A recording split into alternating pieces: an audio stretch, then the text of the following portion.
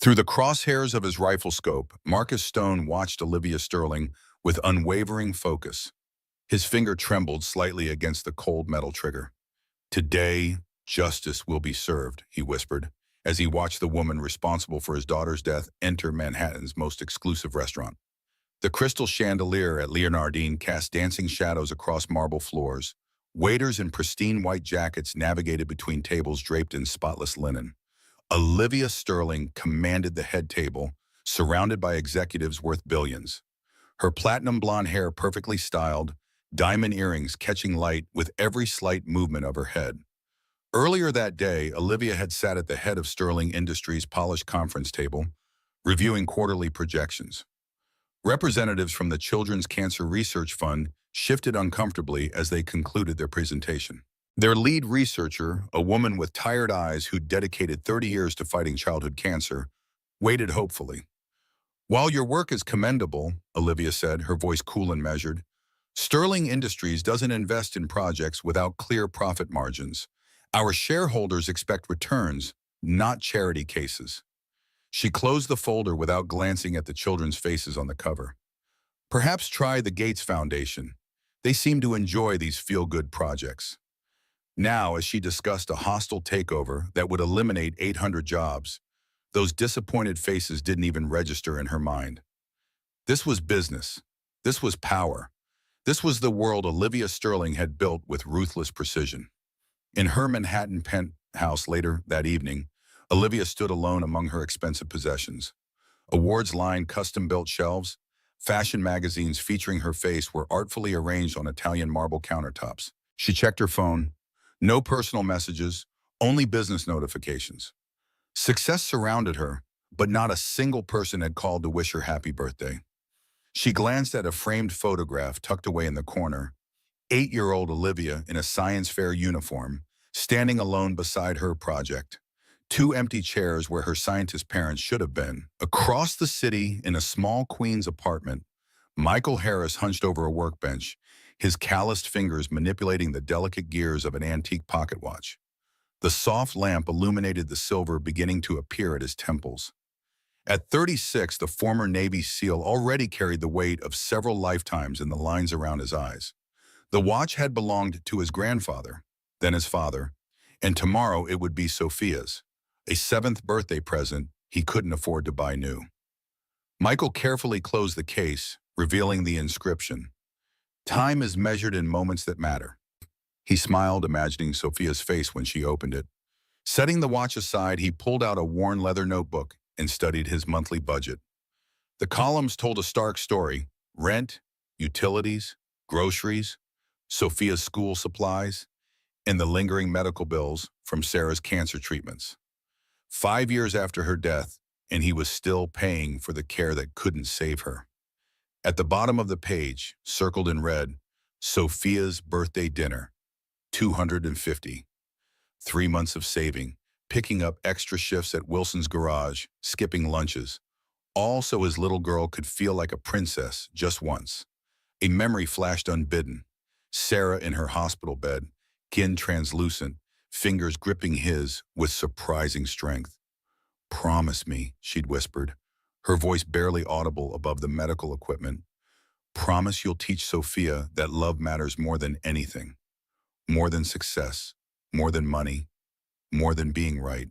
He'd nodded, throat too tight for words, as he held her until her final breath. In her bedroom, Sophia Harris lay awake, moonlight streaming across her homemade canopy bed, sheets draped from the ceiling to create the illusion of a princess castle. Her small desk was covered with drawings, colorful crayon illustrations of a family of 3, though one figure always floated above the others, surrounded by clouds and stars. "Mommy in heaven watching us," she'd explained to her father. Sophia slipped from her bed and padded to the small bathroom, where she arranged her father's pills in the weekly organizer. The orange bottles lined up like soldiers, sleep aids for the nights when the nightmares came, when he cried out names of men she'd never meet. She didn't understand what PTSD meant, but she understood that sometimes her daddy fought battles even when he was home. Before returning to bed, she stopped by the living room where an advertisement for Leonardine restaurant was taped to the refrigerator door. She traced the elegant script with her finger. imagining herself among the sparkling chandeliers and beautiful people. Tomorrow she would be there. Tomorrow she would be a princess. In a rundown apartment across town, Marcus Stone stared at a photograph of his daughter Lily. She'd been 8 when the rare form of leukemia took her. Just months after Sterling Industries acquired MedAlliance, the company where Marcus had worked for 15 years. The acquisition had meant restructuring, a corporate euphemism for mass layoffs. His health insurance had disappeared overnight. The specialized treatment Lily needed suddenly became out of network, an administrative term that translated to a death sentence. "We're gathering at 8, said Ryan Diaz through the phone. Former Army Ranger who'd served with Marcus in Iraq, now unemployed after the same corporate takeover. "Pete's bringing the hardware." "I'll be there," Marcus replied, his gaze never leaving Lily's photo. "Sterling will be at Liernardine tonight. The reservation is confirmed." "You sure about this, man?" Ryan's voice carried the weight of concern. "I've never been more sure of anything," Marcus answered. "It's time people like Sterling understood there are consequences."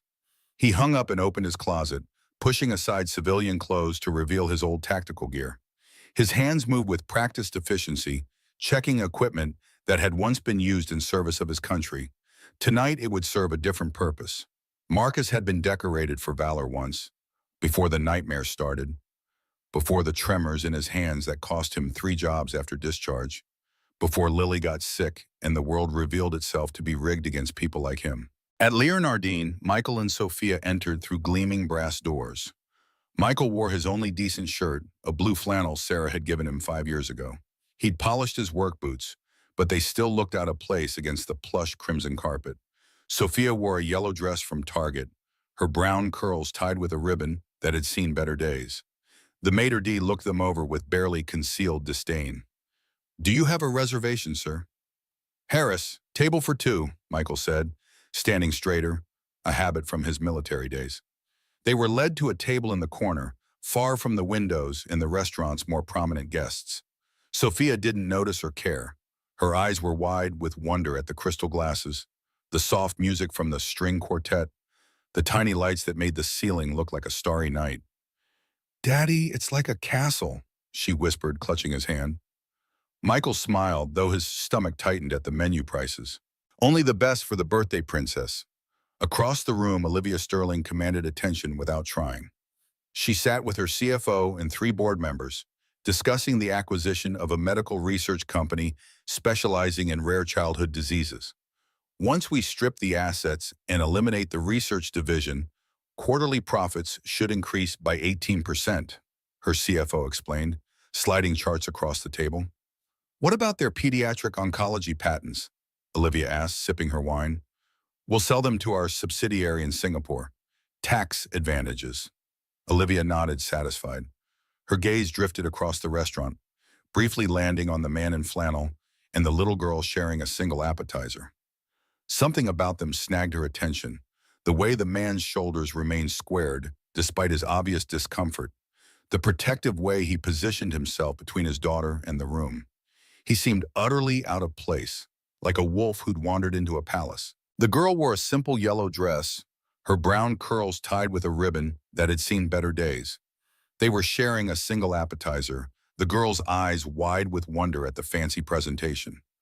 Olivia almost laughed at the sight. How quaint, she thought. How terribly ordinary.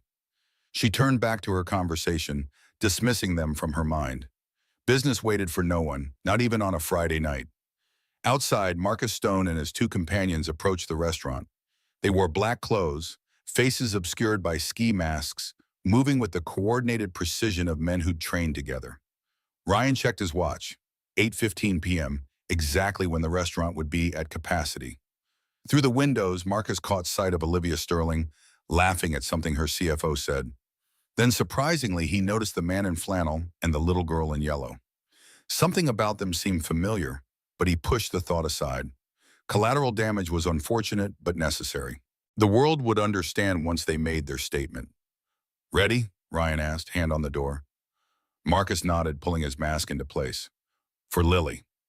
The first gunshot shattered the evening like thunder. The bullet punched through the ceiling, sending plaster raining down on screaming diners.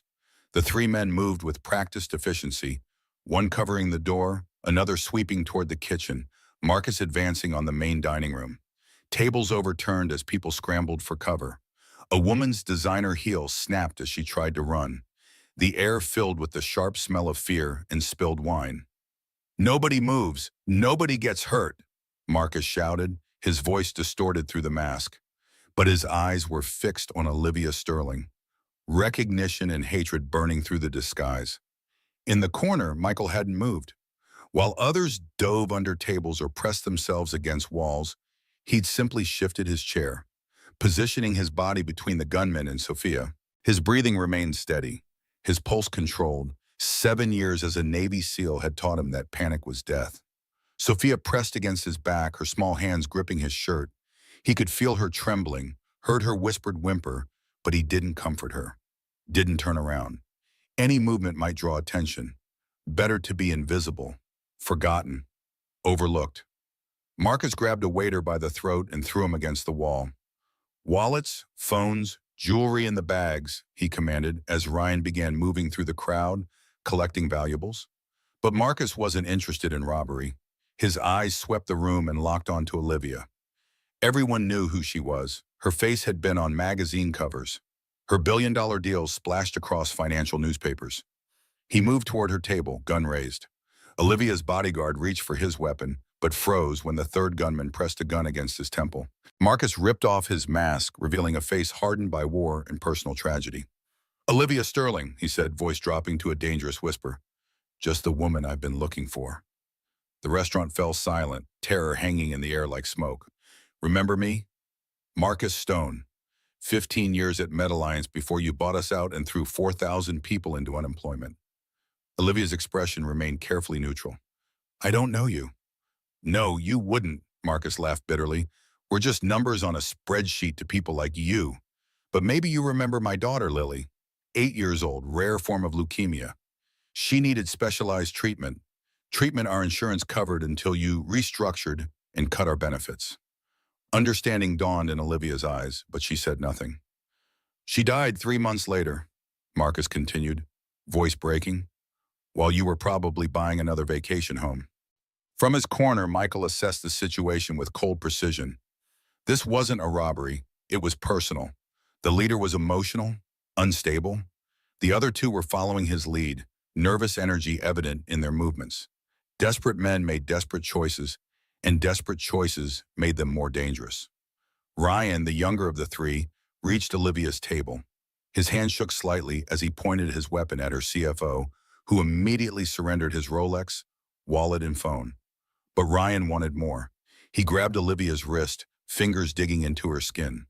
For the first time in her adult life, Olivia Sterling felt completely powerless.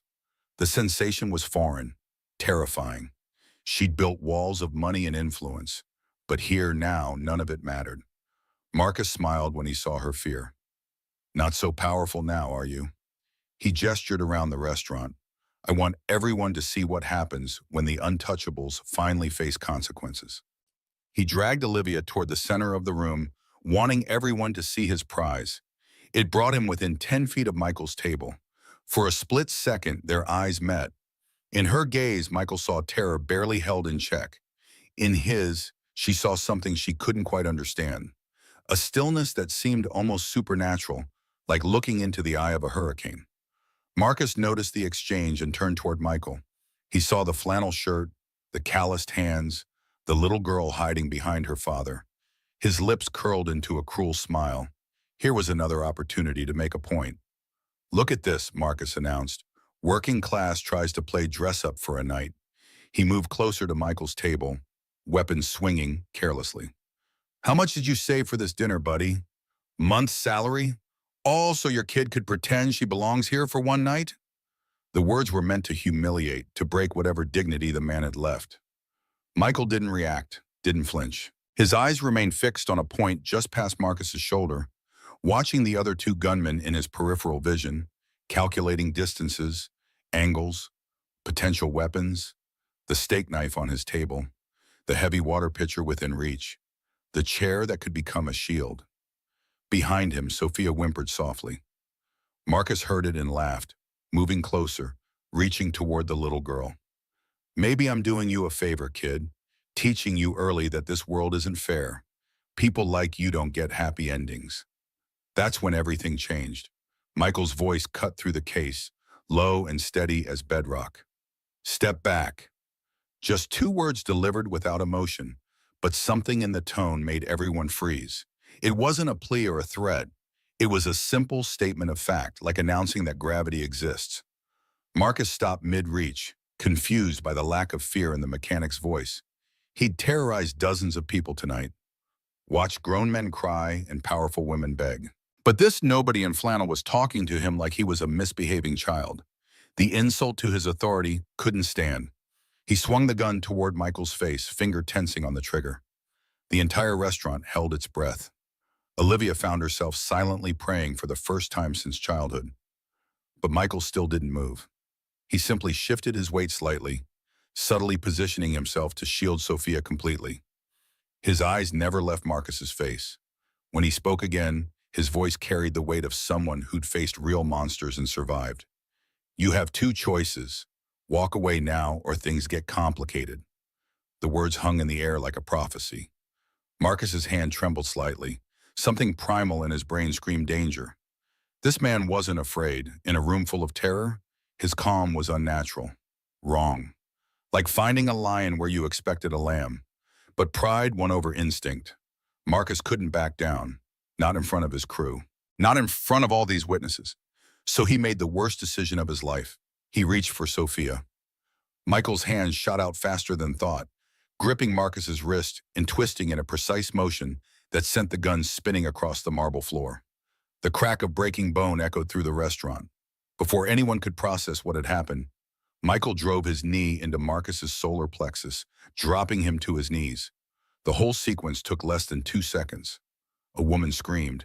The other two gunmen spun toward the commotion, weapons raised. Michael was already moving, pulling Sophia behind an overturned table.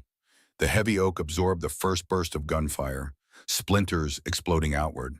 The crowd erupted in fresh panic, but Michael remained calm, counting shots, tracking positions by sound. Ryan advanced, trying to flank the table.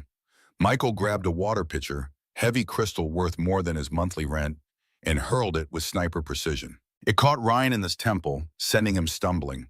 In that moment of imbalance, Michael closed the distance. A palm strike to the throat, an elbow to the ribs, a sweep that put Ryan on his back. The gun skittered away across polished marble. The third gunman, Pete, had Olivia again, arm wrapped around her throat, gun pressed to her temple. His hand shook violently, finger dancing on the trigger. One wrong move and her brilliant mind would be splattered across the designer wallpaper. Michael rose slowly from beside the unconscious Ryan, hands visible but not raised. Blood trickled from a graze on his shoulder where a bullet had kissed flesh. His flannel shirt was torn, revealing scarred muscle beneath. He looked like something from another era, a warrior displaced in time. Pete screamed at him to stay back, tightening his grip on Olivia until she gasped for air. But Michael kept walking forward, each step measured and deliberate. He was talking now, his voice soft, almost hypnotic. Not to Pete, but to Olivia. Breathe, relax your muscles. When I give the signal, go limp. Their eyes met across the chaos. She saw no doubt in his gaze, no uncertainty, just absolute conviction. For reasons she couldn't explain, she believed him. Her body went limp in Pete's arms, dead weight that threw off his balance.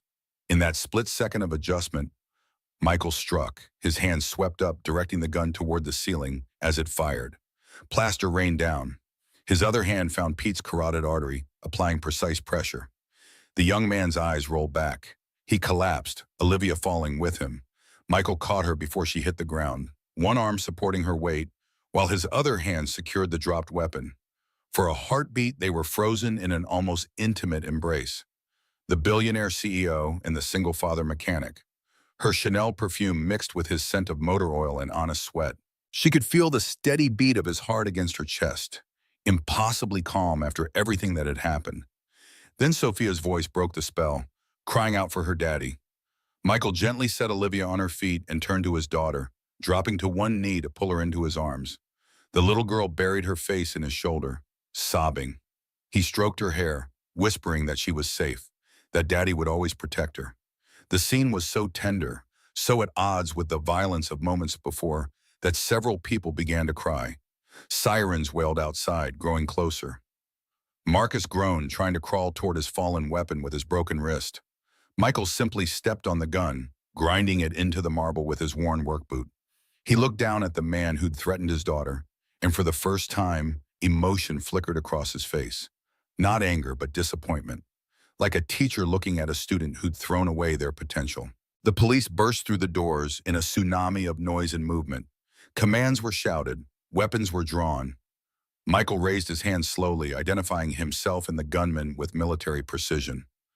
One officer approached with handcuffs, eyeing Michael's torn clothing and bloodied shoulder with suspicion. "Sir, I need you to get on the ground now."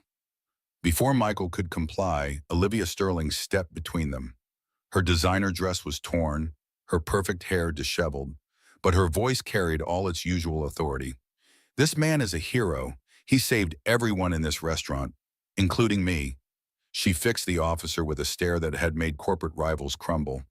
"And if you put those handcuffs on him, I'll own your precinct by morning." The officer hesitated, looking between them, noting the contrast, the impossibility of their connection.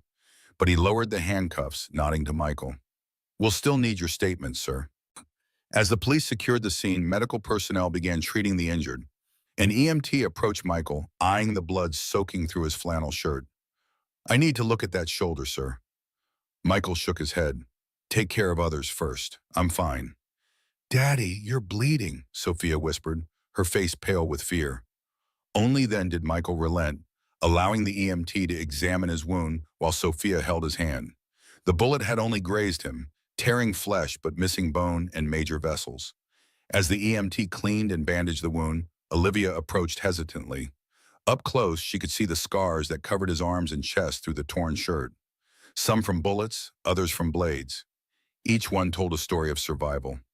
She found herself wondering about the man behind those scars, what he'd seen, what he'd done, what he'd lost. "Who are you?" she asked directly, the question hanging between them like a challenge. Michael looked up from where Sophia was clinging to his good arm. For a long moment, he said nothing. Then quietly he told her the truth. 7 years with the SEALs, 3 tours in Afghanistan, 2 in Iraq. His voice was matter-of-fact, devoid of pride or boasting. "I left when my wife got sick. Cancer. She died 5 years ago. It's just me and Sophia now." Olivia processed this information, trying to reconcile the elite warrior with the man in worn flannel who fixed cars for a living. "Why did you risk your life for us? For me? You could have stayed hidden, protected only your daughter." Michael's answer was simple. "Because that's what separates humans from animals. Not money or power, but the choice to stand when others can't." He looked down at Sophia, then back to Olivia. "What kind of father would I be if I taught her to only care about herself?" Before Olivia could respond, a detective approached for their statements. The restaurant was now a crime scene, crawling with officers and forensic technicians. Outside, news vans had begun to gather, alerted by social media posts about the incident. A photographer appeared, one of the diners who'd hidden behind the bar. He'd captured the entire incident on his phone. The images would be on every news site by morning. The humble mechanic who'd saved Manhattan's elite, David versus Goliath in designer clothing. As the police finished taking statements, Michael gathered Sophia, preparing to leave. Their birthday dinner was ruined, but at least they were alive. He needed to get his daughter home, away from the chaos and cameras. Olivia watched them head for the door, this extraordinary man and his precious daughter about to disappear back into anonymity. Something desperate rose in her throat. She called out, asking him to wait. When he turned, she saw patience in his eyes, but also exhaustion. He'd done his part. He just wanted to take his little girl home. "Let me help," she said, surprising herself with the request. "A reward, a job, anything." Michael's response surprised her. "Sophia needs to see that good things happen to good people. If you want to help, show her that kindness matters more than money." Then they were gone, swallowed by the night and the gathering crowd of reporters outside. Olivia stood in the ruins of the restaurant, surrounded by wealth and power, feeling poorer than she'd ever been. Her CFO approached, asking if she was all right, if she wanted to go to the hospital. She waved him away. Her body was fine. It was her soul that felt injured, cracked open like an egg. She'd built her empire on the belief that strength meant never needing anyone, that vulnerability was weakness, that the world was divided into winners and losers. But a man in a flannel shirt had just shattered that philosophy with his bare hands. By midnight, the news of the failed robbery attempt at Leonardine had spread across every major network. Reporters camped outside the police precinct, hungry for details about the mysterious hero who'd taken down 3 armed men with his bare hands. Michael sat in a small interview room, his bandaged shoulder throbbing as he finished his statement. The detective across from him, a weathered man named Rodriguez with 20 years on the force, studied him with professional curiosity. "So you were a SEAL." It wasn't a question. Rodriguez had recognized the tactics the moment he reviewed the security footage. Michael nodded once, not elaborating. "Team 6? Can't say." Rodriguez nodded, understanding the code of silence. "Listen, Harris, your actions tonight saved lives, no question. But you should know, that man, Marcus Stone, he's got connections. Not just his military buddies, but powerful people who might have helped arrange this whole thing." Michael looked up sharply. "What do you mean?" "We found communications on his phone with someone at Westwood Enterprises. Carl Westwood, Sterling's biggest competitor. Nothing concrete yet, but there might be more to this than personal revenge." Michael absorbed this information silently. Office wars and corporate espionage were beyond his world, but he understood being used as a pawn. He'd seen enough of that in the military. "Is my daughter safe?" The only question that mattered. Rodriguez hesitated. "Stone and his accomplices will be held without bail. But if there are bigger players involved, I'd watch your back. These corporate types play dirty." When Michael finally emerged from the precinct, Sophia was asleep in a chair in the waiting area, her small body curled awkwardly against the hard plastic. A female officer sat beside her, keeping watch. The sight squeezed something in Michael's chest, his little girl surrounded by police and chaos on what should have been her special night. He gathered her sleeping form carefully, mindful of his injured shoulder. "Thank you," he told the officer quietly. "You've got a brave kid there," she replied. She was more worried about you than herself. Outside, Michael was surprised to find a black SUV waiting, a driver holding a sign with his name. "Courtesy of Ms. Sterling," the driver explained. "She thought you might prefer not to take the subway tonight." Michael hesitated, his natural wariness of anything unexpected battling with exhaustion and the reality of his sleeping daughter. Finally, he nodded and climbed into the vehicle. The drive to Queens was silent except for Sophia's soft breathing. Michael watched the city lights blur past, his mind replaying the events at the restaurant with clinical precision, analyzing what he could have done better, faster, cleaner. It was an old habit from his SEAL days. After action review, identify the weak points, improve for next time, except there shouldn't be a next time. He was a mechanic now, not an operator. The SUV pulled up to his apartment building, the driver insisting on walking them to the door despite Michael's protests. Inside, Michael tucked Sophia into bed, still in her yellow dress, not wanting to wake her. She stirred slightly, eyes fluttering open. "Daddy, did the princess lady help us get home?" Michael smoothed her handbag. "Yes, sweetheart. The princess lady sent a car for us." "Is she going to be our friend now?" The question caught him off guard. "I don't think so, Soph. People like her. They live in a different world than us." "But she looks sad, Daddy, even before the bad men came. I saw her." Michael paused, struck by his daughter's perception. He hadn't noticed Olivia Sterling's emotional state. He'd been too focused on giving Sophia her birthday dinner, then on neutralizing threats. But children often saw what adults missed. "Sometimes people can have everything and still be sad," he said finally. "Now get some sleep. We'll talk more tomorrow." After Sophia drifted off, Michael sat at his kitchen table, cleaning his service pistol, the one he'd kept locked away since returning to civilian life, the one he'd started carrying again after Sarah died and the nightmares got worse.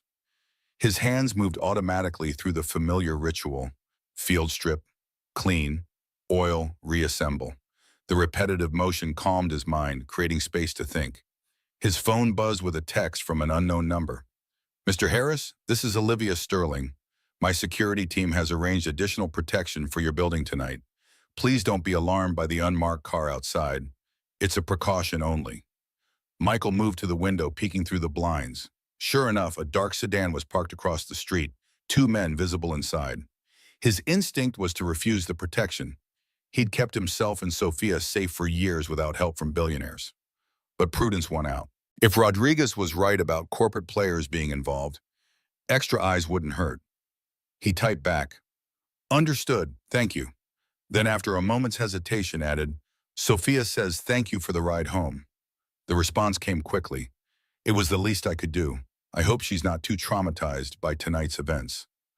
Michael stared at the message, surprised by the personal concern. He'd expected Sterling to view them as a PR opportunity or a charity case, not show genuine worry about his daughter's well-being. "She's resilient," he replied. "Kids often are. Like their fathers, it seems. Good night, Mr. Harris." Michael set the phone down, unsure how to process this new development.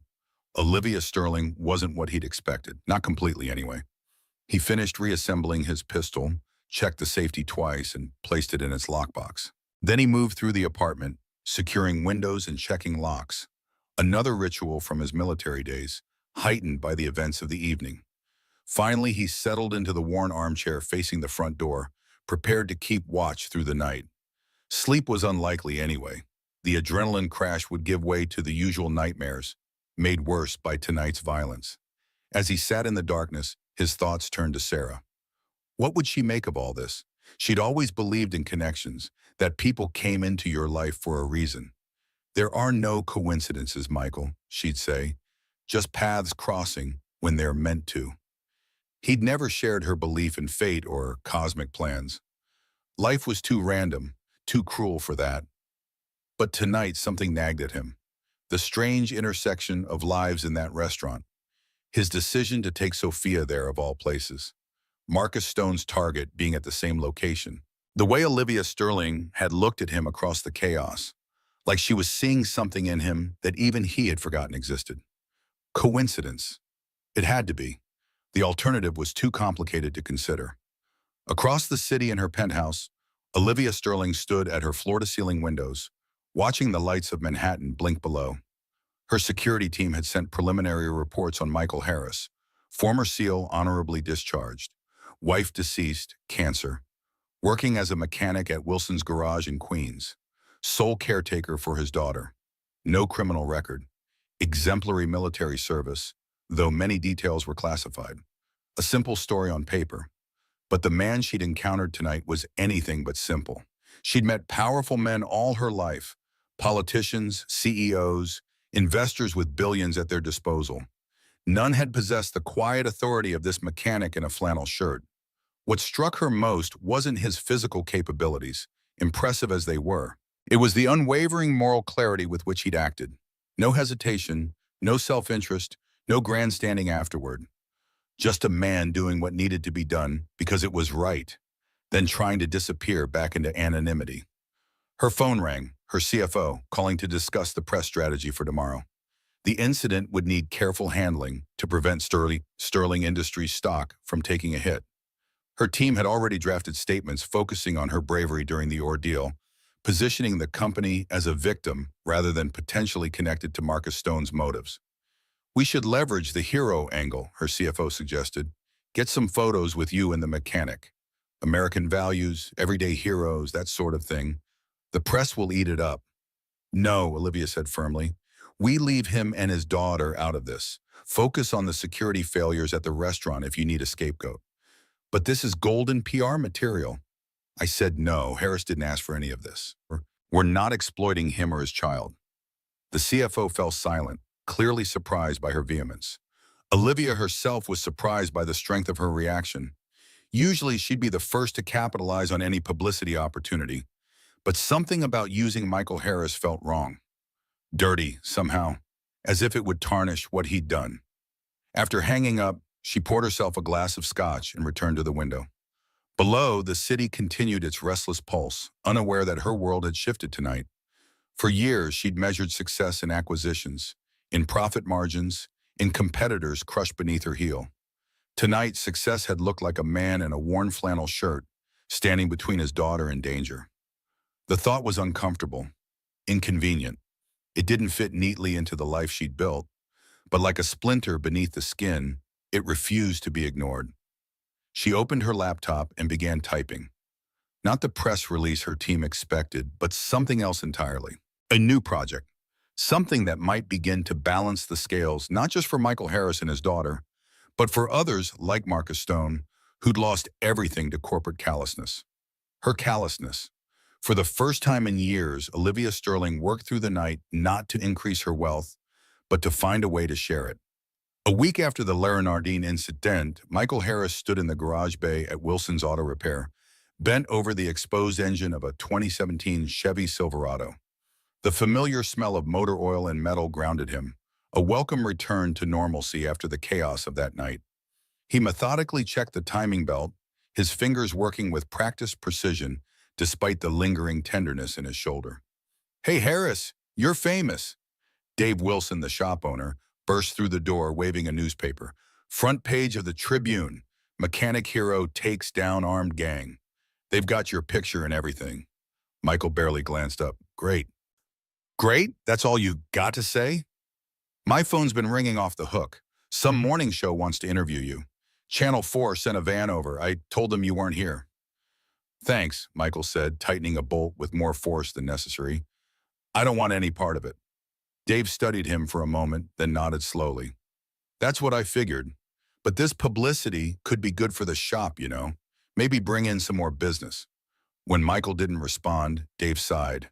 "At least take a look at the article." Michael wiped his hands on a shop rag and reluctantly took the newspaper.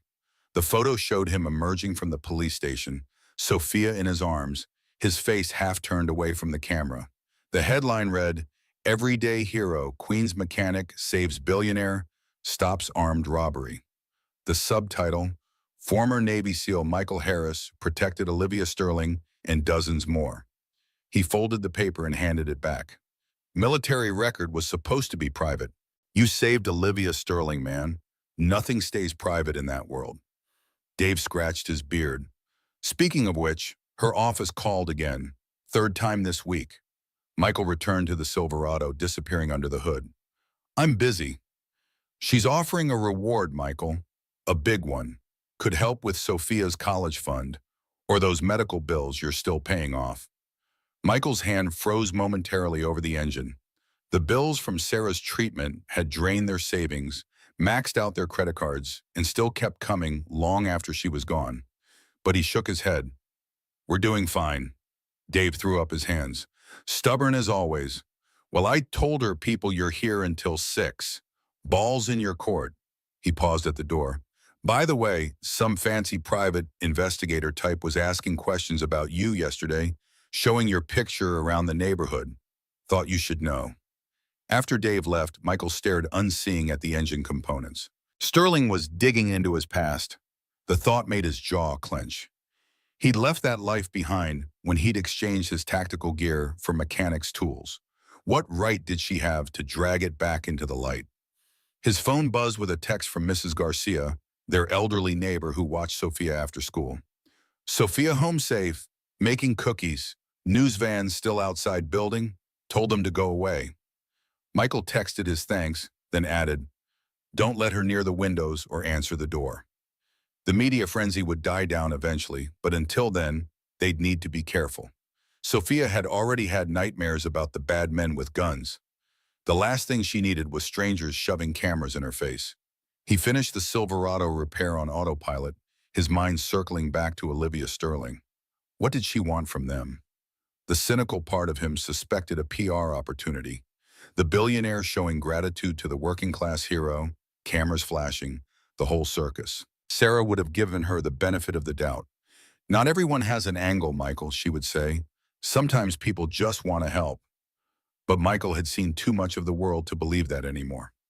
Across Manhattan in her corner office overlooking Central Park, Olivia Sterling scanned the private investigator's report on Michael Harris. His military record was exemplary. Multiple commendations, specialized training in counterterrorism and hostage rescue, honorably discharged after his wife's diagnosis. But it was his post-military life that fascinated her. After Sarah's death, he'd turned down security consulting jobs that would have paid six figures, choosing instead to work at a local garage so he could be home every night for Sophia. No dating history in the 5 years since becoming a widower. Volunteered once a month at a veterans center in Brooklyn. Lived simply, well below his potential earning capacity. Seance. Sterling, your 2 o'clock is waiting, her assistant's voice came through the intercom. Send him in, Olivia replied, closing the file. The door opened to admit Douglas Chen, head of Sterling Industries Research Division. He carried a manila folder stamped confidential. You found something? Olivia asked, gesturing for him to sit. Chen nodded, placing the folder on her desk.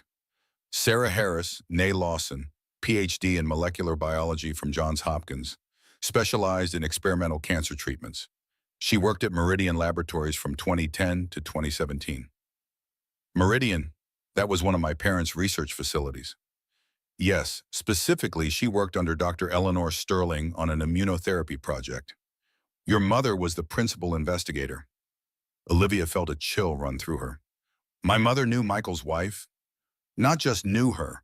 According to these personnel records, your mother personally recruited Sarah from Johns Hopkins. She was considered one of the most promising researchers in the field. Chen hesitated. There's more. The project Sarah was working on, it was developing treatments for the same type of cancer she eventually died from. Olivia leaned back in her chair, the implications sinking in. So she was researching a cure for a disease that ended up killing her.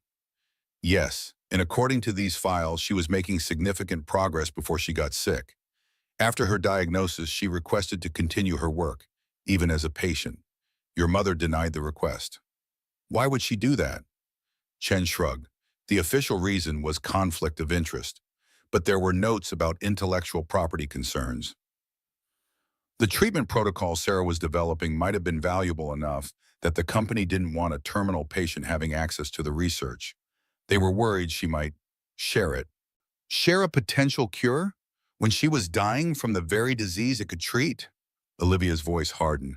Was this before or after I took over the company?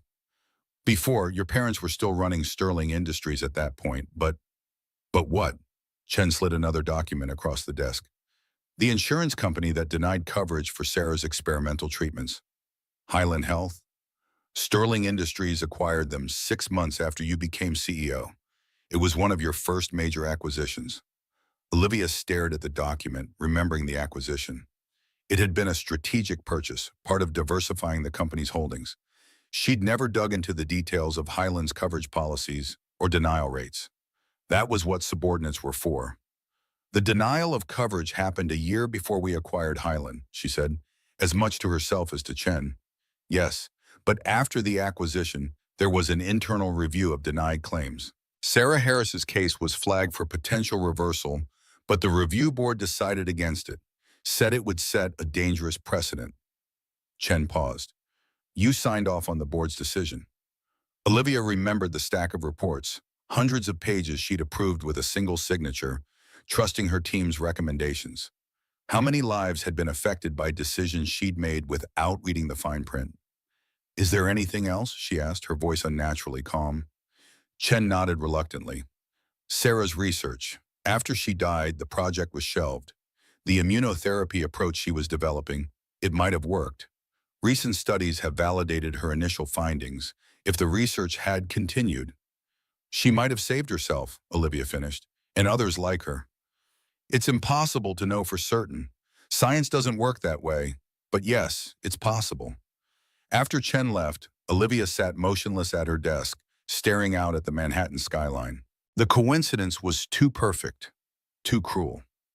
Michael Harris had saved her life without knowing that her company, her family, might have contributed to his wife's death. The irony was almost Shakespearean. She reached for her phone, then paused. What could she possibly say to him? Sorry my mother denied your wife access to her own research. Sorry I rubber-stamped policies that kept experimental treatments from people who needed them. Sorry I'm part of a system that values patents over patients. Instead, she called her driver. Bring the car around. I need to see my parents. The Sterling estate in Greenwich, Connecticut stood like a fortress behind wrought iron gates. Olivia hadn't visited in months, preferring to keep her interactions with her parents limited to occasional phone calls and mandatory holiday appearances. As the car crunched up the gravel driveway, she steeled herself for the inevitable chill that always accompanied these reunions. The housekeeper, Mrs. Winters, led her to the sunroom where her parents took afternoon tea. Dr. Robert Sterling and Dr. Eleanor Sterling sat amid potted plants and scientific journals, looking more like colleagues than spouses. "Olivia," her father said, not rising from his chair, "this is unexpected." "We were just discussing the Peterson grant application," her mother added, as if Olivia had interrupted an important meeting rather than arrived at her childhood home. "I need to ask you about Sarah Lawson," Olivia said without preamble. "She worked for you at Meridian." Eleanor Sterling's expression remained neutral, but her fingers tightened slightly around her teacup. "Why the sudden interest in a deceased researcher?" "Because her husband saved my life last week, and I've just discovered a series of connections that seem too significant to be coincidental." Her mother sighed. Sarah was brilliant but reckless. She wanted to fast-track experimental protocols without proper testing. When she became ill, her judgment was further compromised by her personal situation. "She was dying of the same cancer she was researching a cure for," Olivia said. "Of course her situation was personal. That's precisely why she couldn't continue her work," Robert interjected. "Science requires objectivity. Sarah lost hers. So instead of helping her, you shut her out, denied her access to treatments that might have saved her." Eleanor set down her teacup with a sharp click. "We followed standard protocols. The treatments were unproven, potentially dangerous. The insurance company made its determination based on established medical guidelines." "Guidelines that value profits over people," Olivia said. "The same guidelines I've been enforcing since taking over the company." Her parents exchanged glances. "You've become quite sentimental suddenly," her father observed. "This isn't like you, Olivia." "Maybe it should be." She pulled out her phone and showed them Michael's picture from the newspaper. "This is Sarah's husband. He's raising their daughter alone while working as a mechanic to pay off medical bills from treatments that didn't work. Treatments that were necessary because the ones that might have worked were denied to her." Neither of her parents looked at the photo for long. "Unfortunate," her mother said, "but one case doesn't invalidate an entire system." "It should," Olivia replied. "It absolutely should." She left without finishing her tea, the familiar disappointment settling over her like a shroud. Her parents had always valued data over emotion, systems over individuals. They'd raised her to do the same. Until recently, she'd considered it a strength. Now, driving back to the city, she wondered if it had actually been the greatest weakness of all. 2 days later, Olivia found herself parked across the street from Wilson's Auto Repair, watching Michael work. She told her driver to wait around the corner, preferring to observe unnoticed for a while. Through the open garage bay, she could see him bending over a car engine, movements efficient and precise, completely absorbed in his task. There was something almost meditative about watching him work. No wasted motion, no hesitation. The same focus and control she'd witnessed during the restaurant incident, but channeled into creation rather than destruction. Fixing rather than fighting. She was about to approach when her phone rang, her assistant, with news that Marcus Stone had been released on bail. The evidence against him was strong, but his lawyer had successfully argued that he posed no flight risk and had no prior criminal record. The judge had set bail at $500,000, a sum someone had paid immediately. "Find out who posted his bail," Olivia instructed, "and double the security detail on the Harris residence." Before she could make a decision about approaching Michael, fate intervened in the form of a small figure in a purple backpack, skipping toward the garage. Sophia Harris, returning from school. Olivia watched as the little girl called out a greeting, and Michael immediately stopped what he was doing, wiping his hands and kneeling to her level. The transformation was remarkable, the intensity in his face softening to gentle attention as Sophia chattered animatedly, showing him something from her backpack. Olivia found herself smiling at the scene, then caught herself. What was she doing here, spying on them like this? She'd come to apologize, to explain the connection she'd discovered, but suddenly the whole idea seemed intrusive. This was their world, their private moment. She was about to leave when Sophia looked up and spotted her across the street. The little girl froze, then tugged on her father's sleeve, pointing. Michael turned, his body instantly tensing when he saw Olivia. No choice now. Olivia crossed the street feeling oddly nervous.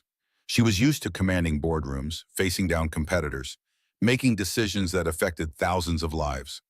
But approaching this man and his daughter made her palms sweat. "Miss Sterling," Michael said, straightening to his full height, his voice neutral. "Mr. Harris." She nodded, then looked down at Sophia. "Hello again, Sophia." The little girl beamed. "You remembered my name, Daddy. She remembered my name." Despite himself, Michael's mouth twitched slightly. "She's good with details, Soph." "I was hoping we could talk," Olivia said. "There are some things you should know." Michael hesitated, then nodded toward the office. "Dave's gone for the day. We can talk in there." He turned to Sophia. "Why don't you get started on your homework at my desk? I'll be right back." "But I want to talk to the princess lady too," Sophia protested. "Sophia," Michael's tone held a gentle warning. "It's all right," Olivia said. "I don't mind. Actually, I brought something." She reached into her bag and pulled out a book, a children's encyclopedia of space. "I heard you like learning about the stars." Sophia's eyes widened. "How did you know?" Olivia smiled. "Just a guess." Michael's jaw tightened, but he said nothing as they entered the cramped office. Sophia immediately claimed the desk chair and began paging through the book, momentarily forgetting the adults. "You've been investigating us," Michael said quietly, standing with arms crossed. "Yes," Olivia admitted, "but not for the reasons you might think." She glanced at Sophia, then back to Michael. "Is there somewhere we can speak privately?" He nodded toward the back door. "Workyard. Sophia, stay here until I come back. Don't talk to anyone who comes in." "Okay, Daddy." She didn't look up from the book. The workyard behind the garage was little more than a fenced-in area with stacks of tires and a few salvaged car parts. Michael leaned against the wall, waiting. "Your wife was Sarah Lawson," Olivia began. "She was a cancer researcher at Meridian Laboratories." Michael's expression didn't change. "Yes. Meridian was owned by Sterling Industries, more specifically by my parents. My mother was the principal investigator on the project Sarah was working on." Now Michael's eyes narrowed. "What are you saying?" "Sarah was researching treatments for the same cancer that eventually killed her. When she got sick, she requested to continue her work, possibly as a trial patient. My mother denied the request." Michael pushed off from the wall, tension radiating from his body. "How do you know this?" "I've been looking into the connections between our families. There's more." She took a deep breath. "The insurance company that denied coverage for Sarah's experimental treatments, Highland Health, Sterling Industries acquired them 6 months after I became CEO." Michael's fists clenched at his sides. "So your company, your family had a hand in my wife's death. And now you're here, what? Confessing? Seeking absolution?" "I'm here because you deserve to know the truth." "The truth," he repeated, a bitter smile touching his lips. "The truth is, people like you and your family play God with people's lives every day. You decide who gets access to treatments, who lives, and who dies, all based on profit margins and patent concerns." "I didn't know about Sarah when it happened," Olivia said. "I should have, but I didn't. I signed off on policies without understanding their real-world impact." "And that makes it better?" His voice remained low, controlled, but with an undercurrent of fury. "My wife died in agony while the treatment that might have saved her sat on a shelf because your mother was worried about intellectual property rights. Sophia grew up without her mother because some insurance company decided experimental treatments weren't cost-effective, and you were part of that system." "Yes," Olivia said simply. "I was. I am. That's why I'm here." Before Michael could respond, the office door flew open and Sophia burst out, eyes bright with excitement. "Daddy, the book has pictures of the Horsehead Nebula, just like in Mommy's pictures." The anger drained from Michael's face as he turned to his daughter. "That's great, Soph. Why don't you show me in a minute?" Sophia looked between the adults, sensing the tension. "Are you fighting?" "No, sweetheart," Michael said. "Ms. Sterling and I are just having a grown-up conversation." "About Mommy?" Sophia asked, startling them both. "I heard you say Mommy's name." Michael knelt to her level. Yes, about Mommy. Miss Sterling knew some people who worked with Mommy a long time ago. Sophia turned to Olivia with newfound interest. Did you know my mommy?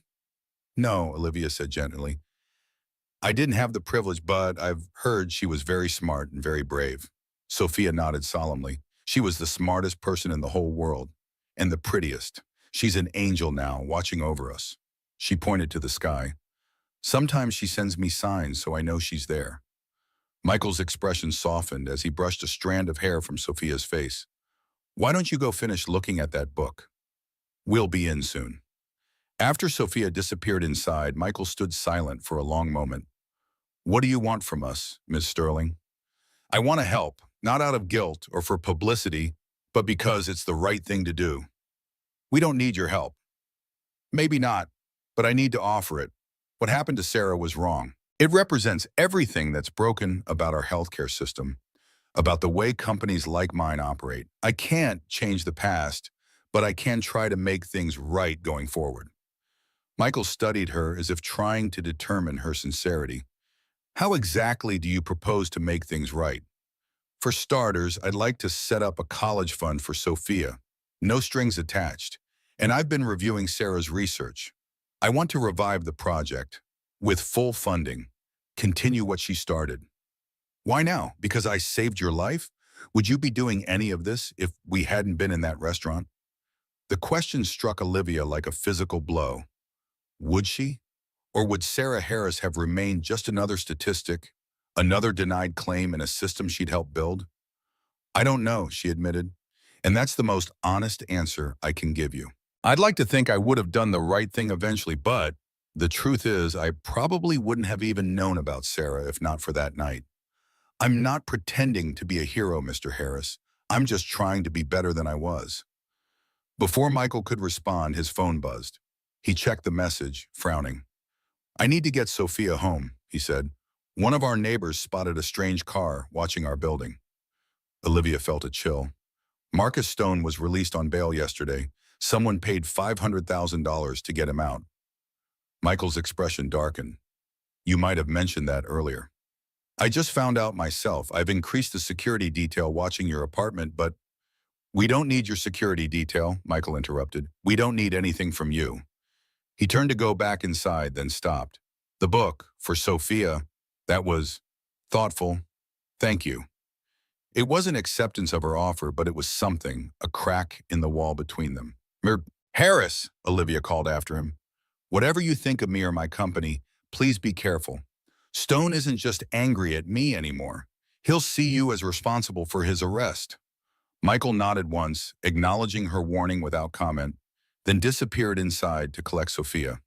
Olivia walked back to her waiting car, mind racing. She'd expected anger from Michael, even rejection of her help. What she hadn't expected was the hollow feeling in her chest at the thought of him and Sophia in danger because of her. For the first time in her career, Olivia Sterling was facing a problem that money alone couldn't solve. The elementary school art fair bustled with activity as parents and children moved between displays of paintings, sculptures, and mixed media projects. Sophia Harris stood proudly beside her watercolor painting of a family, a tall man holding hands with a small girl, and above them, a woman with angel wings amid stars and planets. The Watcher read the placard beside it, by Sophia Harris, age 7. Despite Michael's reservations, they'd come to the art fair. Sophia had been looking forward to it for weeks, and he refused to let fear dictate their lives. But he remained vigilant, positioning himself where he could observe all entrances, cataloging potential threats and escape routes. Habits from his military days that had surged back to the surface since the restaurant incident. Daddy, do you think Mommy can see my painting from heaven? Sophia asked, bouncing on her toes with excitement. I'm sure she can, sweetheart. She's very proud of you. Ms. Jacobs said I might win a ribbon. Do you think I will? Your painting is definitely the best one here, Michael assured her, though he knew little about art. What mattered was the joy on Sophia's face, the pride in her accomplishment. His phone buzzed with a text from Dave Wilson. Check the news. Highland Health under investigation for fraudulent denial of claims. Sterling Industries stock down 12%. Michael frowned, typing back. What happened? Someone leaked internal documents showing they systematically denied valid claims. Federal investigation launched. Sterling called emergency board meeting. Michael slipped the phone back into his pocket, thoughts turning to Olivia Sterling. Was this her doing? A way to make amends? Or was someone targeting her company? His musings were interrupted by a flash of platinum blonde hair across the gymnasium. Olivia Sterling, dressed in a simple black pantsuit that still managed to look more expensive than everything else in the room combined, stood examining the children's artwork with apparent interest. Sophia spotted her at the same moment. "Daddy, look, it's the princess lady. She came." Before Michael could stop her, Sophia was weaving through the crowd toward Olivia. Michael followed, keeping his daughter in sight. By the time he reached them, Sophia was already chattering away, pulling Olivia by the hand toward her painting. "I didn't expect to see you here," Michael said quietly as they reached the display. Olivia looked slightly embarrassed. "Sophia invited me, through the school's parent portal. I assumed you knew." Michael raised an eyebrow at his daughter, who suddenly became very interested in adjusting her painting. "Sophia?" "I wanted her to see my art," Sophia mumbled, "and I thought maybe you would be friends if you saw each other again." "Sophia, we've talked about this. You can't just—" "It's all right," Olivia interjected. "I was happy to receive the invitation." She knelt to Sophia's level. "Your painting is beautiful. Is that your mother watching over you?" Sophia nodded solemnly. "She's in the Horsehead Nebula. That's where she lives now. Daddy showed me pictures of it." "It's a perfect place for her," Olivia said. "From there, she can see everything important." Michael watched this exchange with mixed emotions. Olivia seemed genuinely interested in Sophia, not condescending or patronizing as he might have expected. But her presence here felt like an intrusion, a complication in their carefully structured life. The moment was interrupted by the school principal announcing the art contest winners. Sophia clutched Michael's hand in anticipation as ribbons were awarded for different age groups and categories. When Best Mixed Media, ages 6 to 8, was announced, Sophia's name was called. She squealed with delight, running to the front to accept her blue ribbon. Michael captured the moment on his phone, heart swelling with pride and a bittersweet ache that Sarah wasn't here to see it. "She has your steadiness and Sarah's creative spirit," Olivia observed quietly. "A powerful combination." Michael glanced at her, surprised by the insight. "You've been busy with your research." "I wanted to understand about Sarah, about what happened." "And do you understand?" "Not entirely, but I'm trying." She hesitated. "I've been reviewing all of Highland Health's denied claims from the past 5 years. It's worse than I thought. Thousands of people denied treatments they should have received. Many didn't survive the appeals process. And now Highland is under investigation." "Yes." She met his gaze directly. "I sent the documents to the Justice Department myself. The board is furious. There's talk of removing me as CEO." Michael studied her. "Why would you risk your position?" "Because some things matter more than quarterly profits. It took me too long to realize that." She looked toward Sophia, now proudly showing her ribbon to her art teacher. "Your wife understood it. You understand it. I'm still learning." Before Michael could respond, he noticed a familiar figure at the back of the gymnasium, partially hidden behind a display. Marcus Stone, watching them with undisguised hatred. Michael's body tensed, instinctively moving to place himself between Stone and Sophia. "Don't look now, but we have company," he murmured to Olivia. "Marcus Stone, by the exit. How did he know we'd be here?" Olivia paled slightly. "The school's online portal. If he's been monitoring Sophia's activities—" Michael nodded grimly. "Take Sophia to her classroom. Stay there until I come for you." "What are you going to do?" "Have a conversation." His voice was calm, but his eyes had taken on the focused intensity she remembered from the restaurant. "Michael, he's dangerous. Let security handle this. This isn't your fight anymore." He nodded toward Sophia. "Please, keep her safe." Reluctantly, Olivia moved toward Sophia, casually suggesting they go show her teacher the space book from the other day. Michael watched until they disappeared down the hallway, then turned toward Marcus Stone. Stone was already moving, heading for the side exit. Michael followed at a measured pace, careful not to cause a scene. Outside in the school parking lot, Stone waited beside a rusted pickup truck, arms crossed. "Didn't expect to see you here, Stone," Michael said, stopping a prudent distance away. Art appreciation doesn't seem like your style. Thought I'd check out the competition, Stone replied, nodding toward the school. Cute kid you've got, looks like her mother. The implied threat made Michael's blood run cold, but he kept his expression neutral. Let's cut the games, what do you want? Originally just Sterling. She ruined my life, took everything from me, an eye for an eye. Stone's face hardened. But then you got involved. Played the hero. Now my daughter's still dead, and I'm facing 20 years in prison. You brought guns into a restaurant full of innocent people. You threatened a child, my child. What did you expect would happen? I expected justice. Stone's control slipped for a moment, raw grief breaking through the anger. Do you know what it's like to watch your child die because some corporate policy says her life isn't worth saving? To hold her while she asks why the medicine stopped working, and know it's because you can't afford the treatment that might save her? Despite himself, Michael felt a flicker of empathy. Yes, I do know. My wife died of cancer 5 years ago.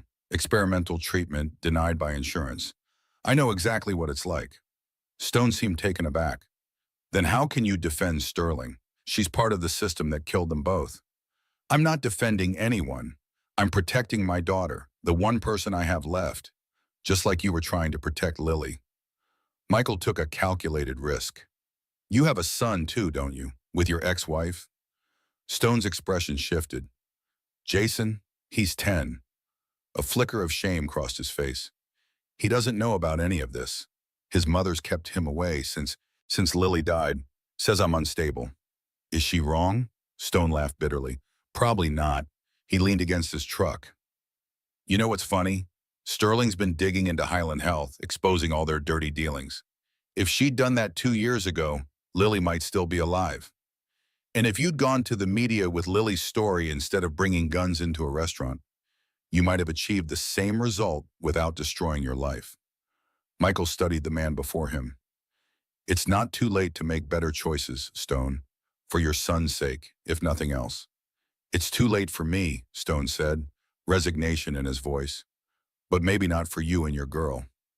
He reached slowly into his jacket, causing Michael to tense, but he only withdrew a flash drive. Evidence.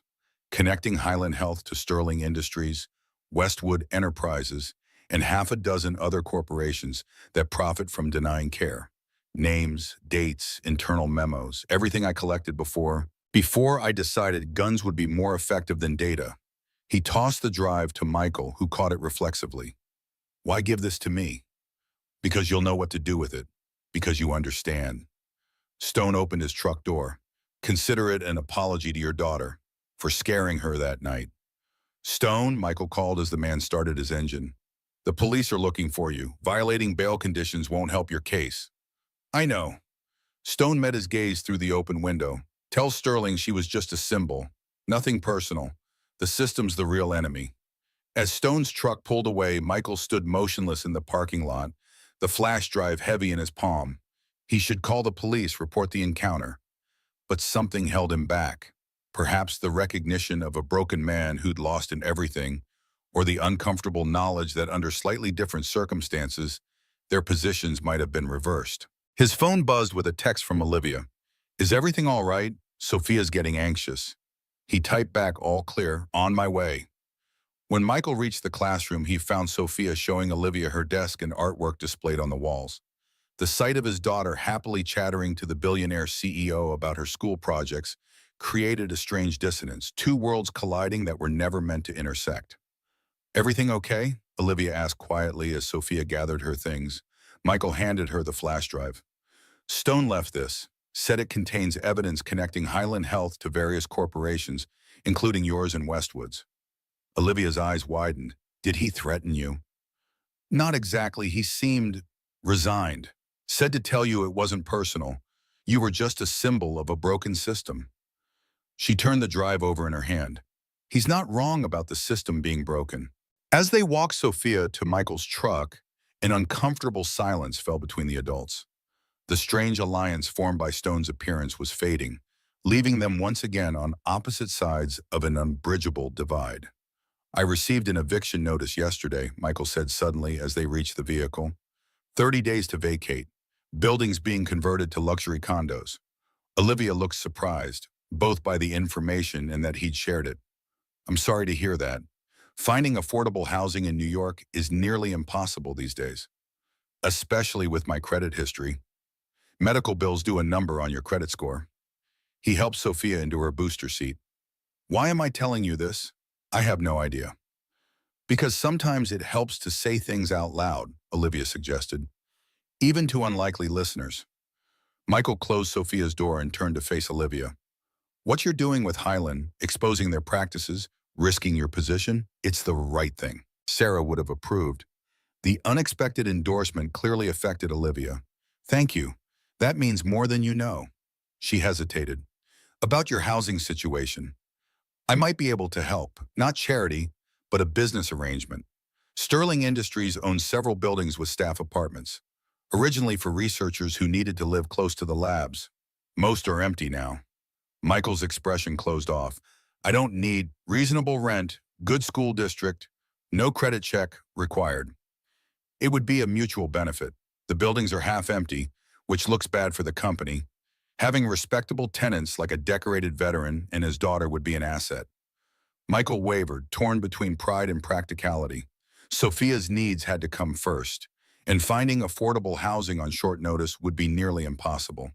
I'll think about it, he said finally. That's all I ask.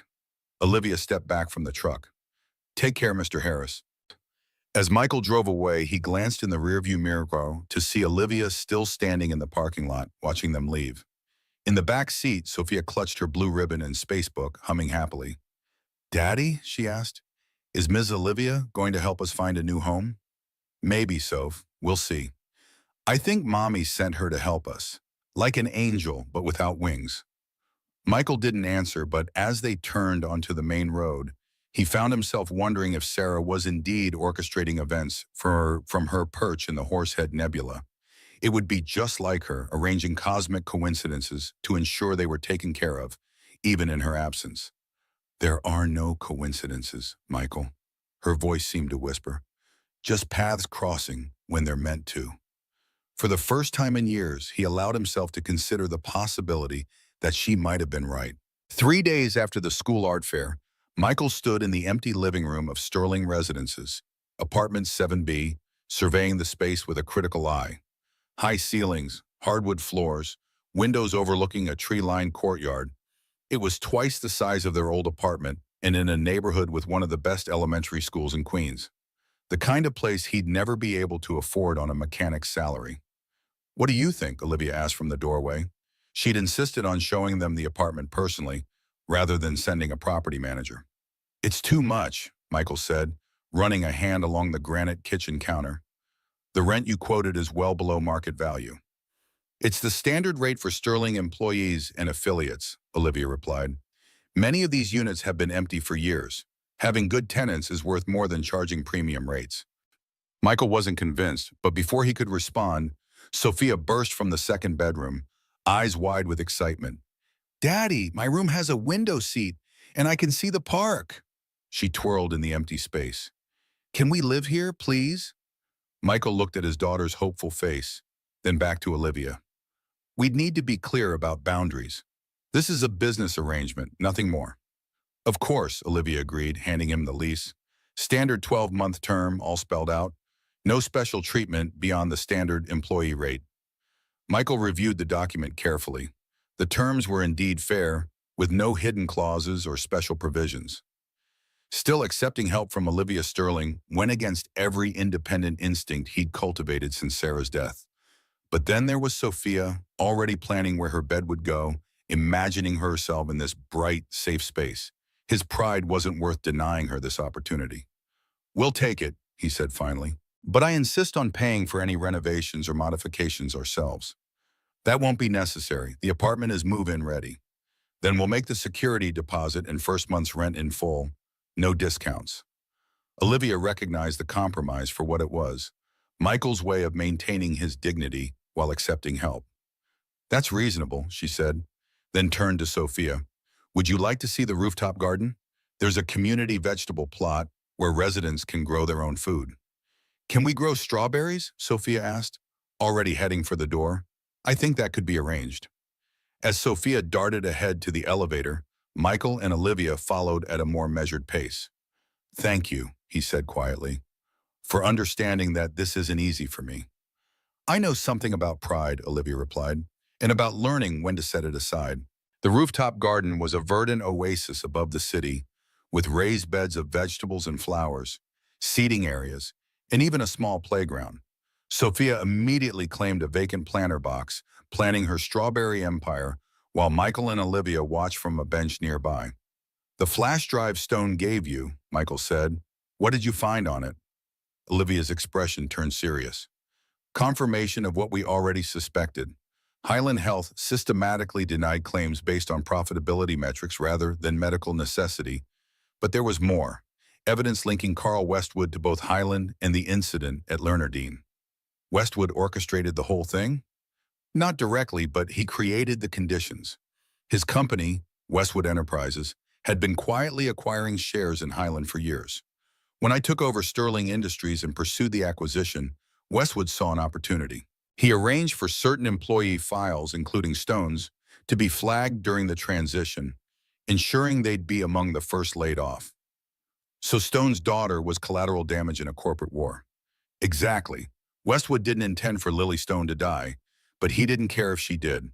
All that mattered was creating disgruntled ex-employees with grudges against Sterling. And then what? He just waited for one of them to snap? More or less. The data shows he's been monitoring social media and support groups for former employees with financial and medical hardships. When Stone started posting about seeking justice, Westwood made contact through intermediaries, offered resources, information about my schedule, even suggested Lernardine as a target. Michael absorbed this information, disgusted but not surprised. He'd seen similar manipulations during his military career, powerful interests using desperate people as pawns. "Have you gone to the authorities?" "Yes, but proving Westwood's direct involvement is difficult. The connections are circumstantial, and his lawyers will argue that Stone acted independently." Olivia hesitated. "There's something else. The board meeting I mentioned? It's scheduled for tomorrow. There's a motion to remove me as CEO." "Because of the Highland investigation?"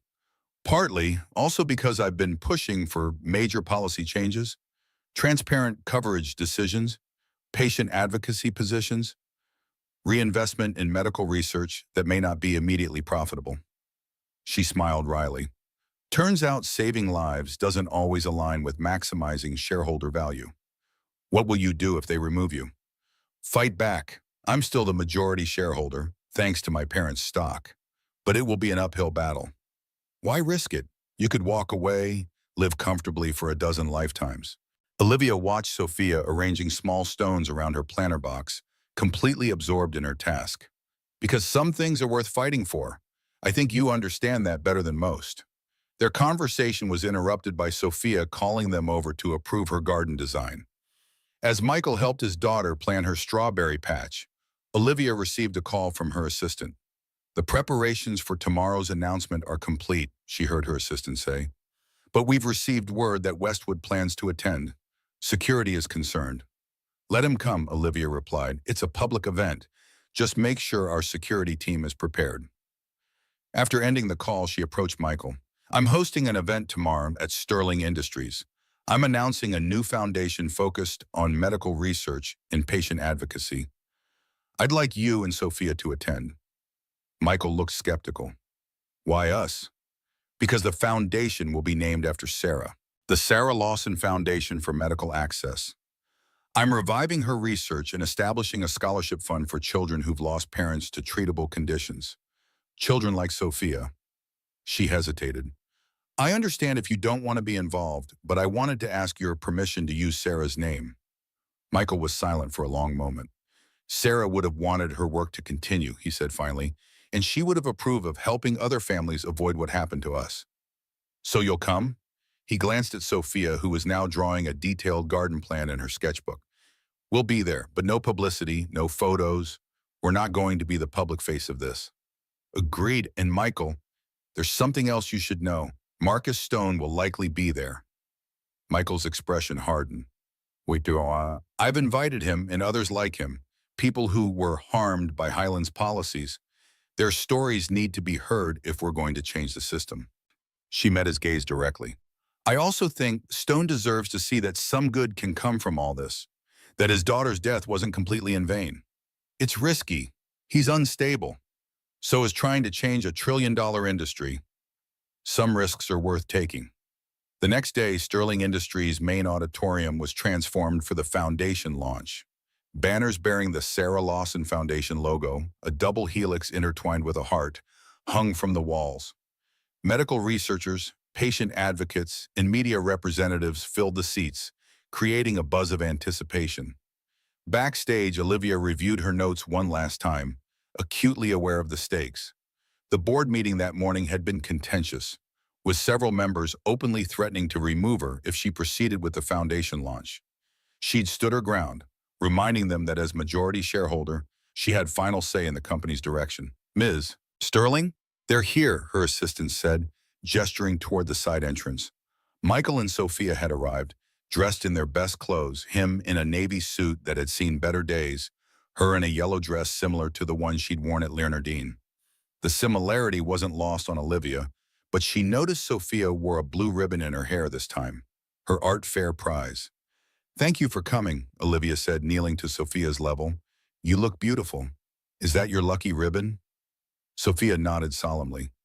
Daddy says Mommy would be proud today. Is she going to be famous now? In the very best way, Olivia assured her. She's going to help a lot of people. Rising, she turned to Michael. Security has spotted both Stone and Westwood in the audience. Stone seems calm, but Westwood brought his legal team.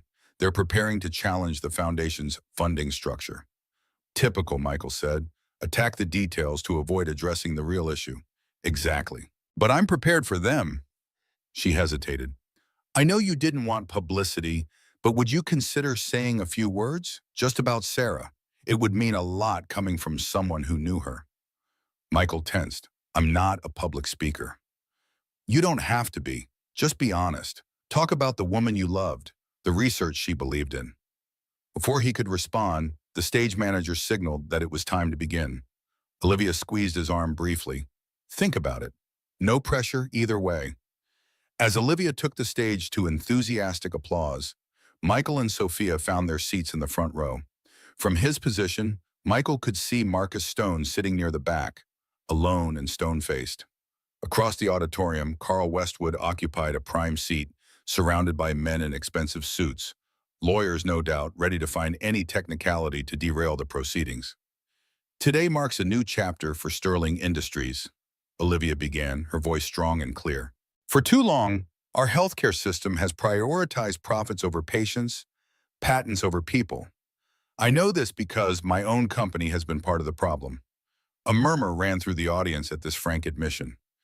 We gather today not just to announce a new initiative, but to acknowledge a fundamental shift in our priorities.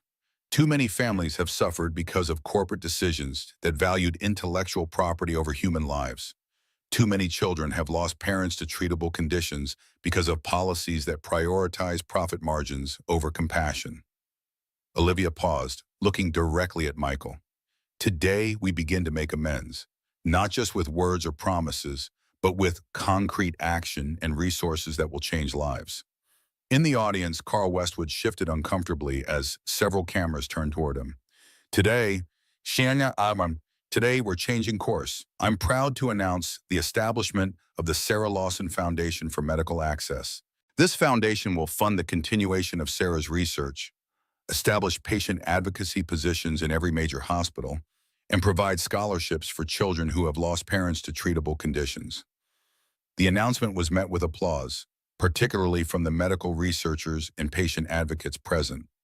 Olivia detailed the foundation's structure, its funding mechanisms, and its ambitious goals before arriving at the heart of her speech.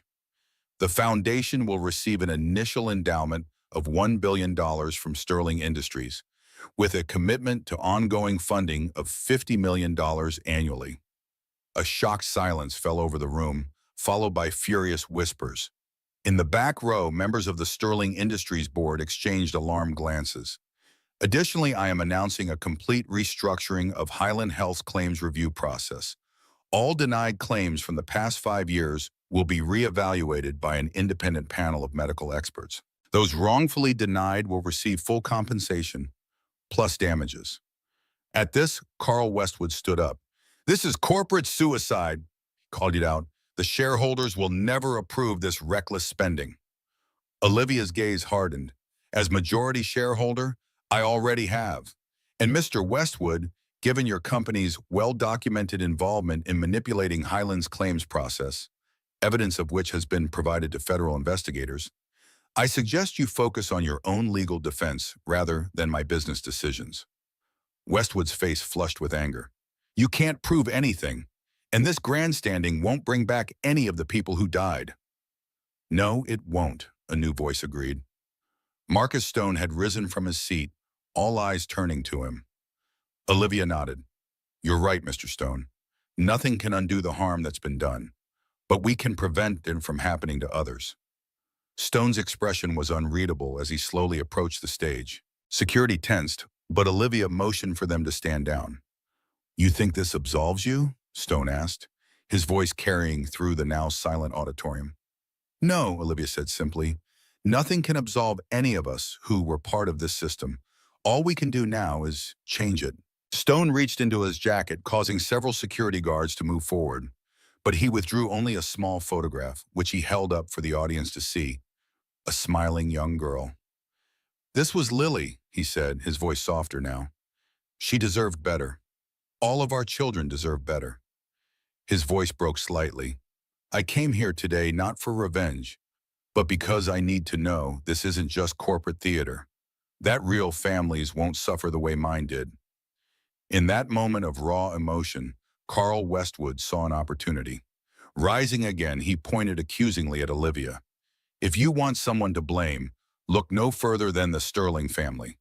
Their policies killed your daughter, not mine." "That's enough, Westwood," Michael said, standing up. All eyes turned to him. "And who are you?" Westwood sneered. "Michael Harris. Sarah Lawson was my wife." A hushed murmur spread through the crowd as people recognized him from the news coverage of the Leonardine incident. "The hero mechanic," Westwood said mockingly. "Come to defend your billionaire girlfriend. Did she tell you she personally signed off on the policy that denied your wife's final treatment? That her family's company buried your wife's research to protect their patent portfolio?" Michael's jaw tightened, but he kept his voice steady. "Miss Sterling has been transparent about her company's role in what happened to Sarah. That's more than you can say." "What are you implying?" "I'm not implying anything. I'm stating facts. You manipulated Marcus Stone and others like him. You exploited their grief and desperation for your own corporate gain." Michael turned to address the audience. "When my wife was dying, I would have done anything to save her." Mr. Stone felt the same about his daughter. Westwood and others like him counted on that desperation. They weaponized it. Westwood laughed. "Touching speech, but you have no proof of any of this." From the back of the auditorium, a new voice spoke up. "Actually, we do."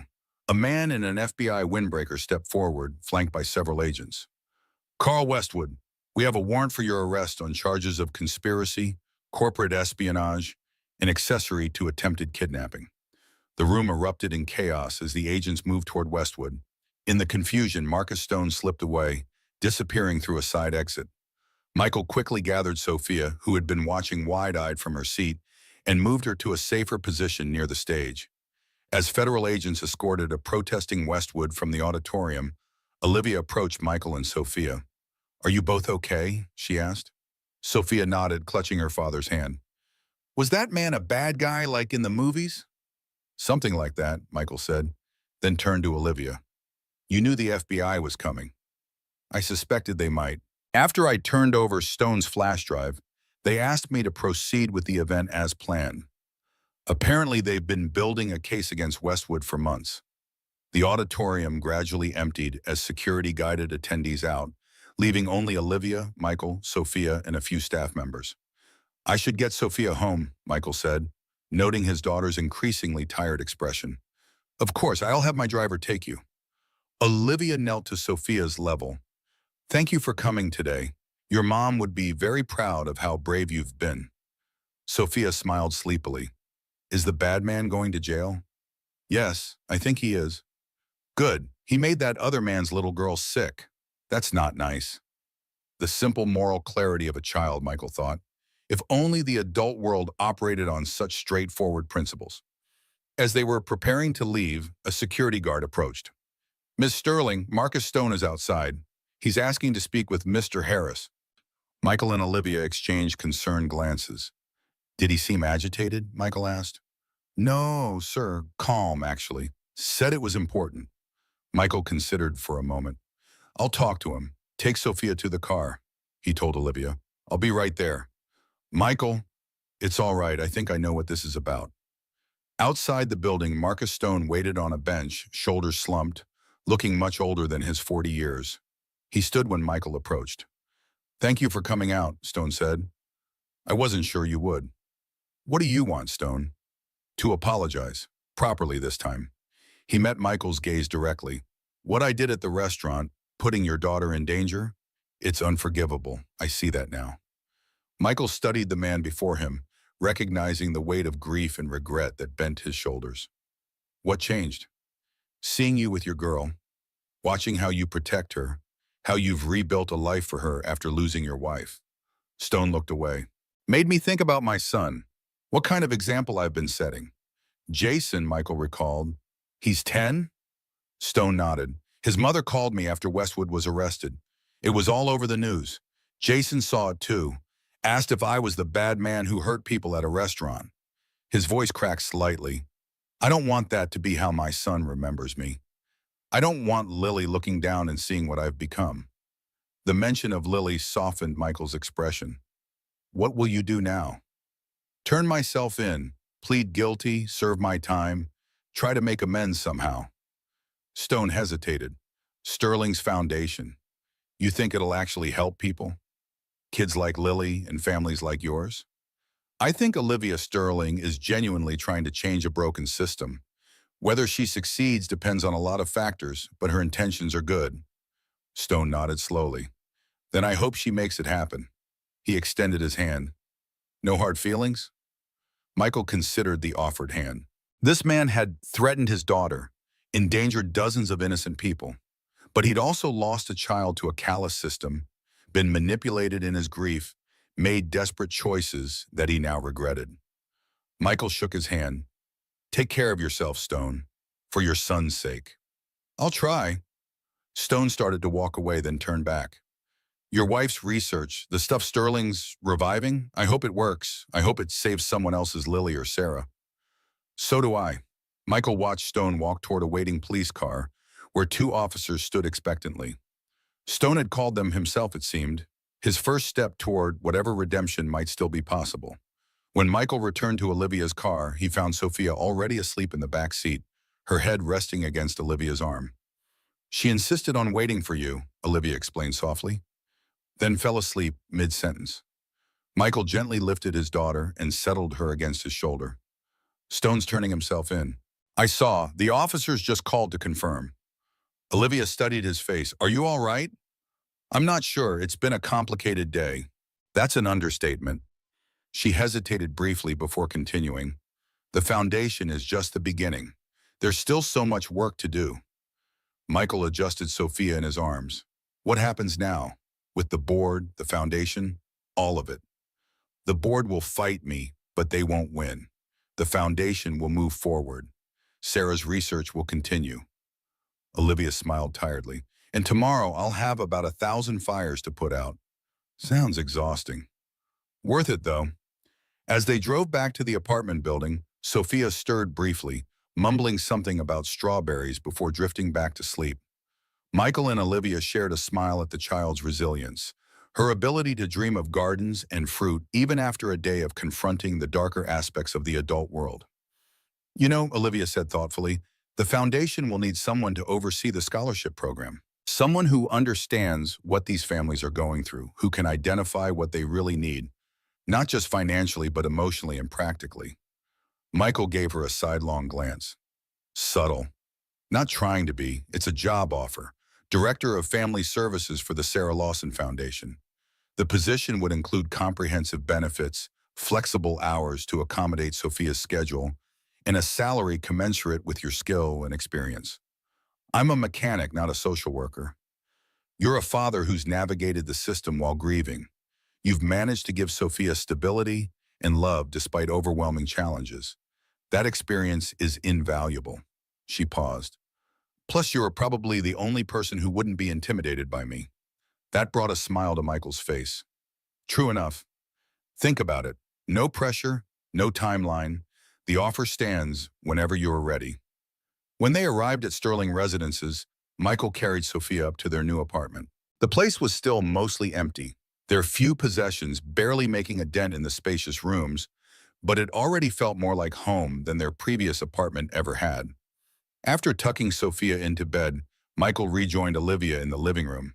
She stood by the window, looking out at the city lights, her usual confident posture replaced by a subtle weariness. "Today took a lot out of you," Michael observed. "Worth every ounce of energy," she replied. "But yes, I'm exhausted. You should get some rest. Soon." She turned to face him.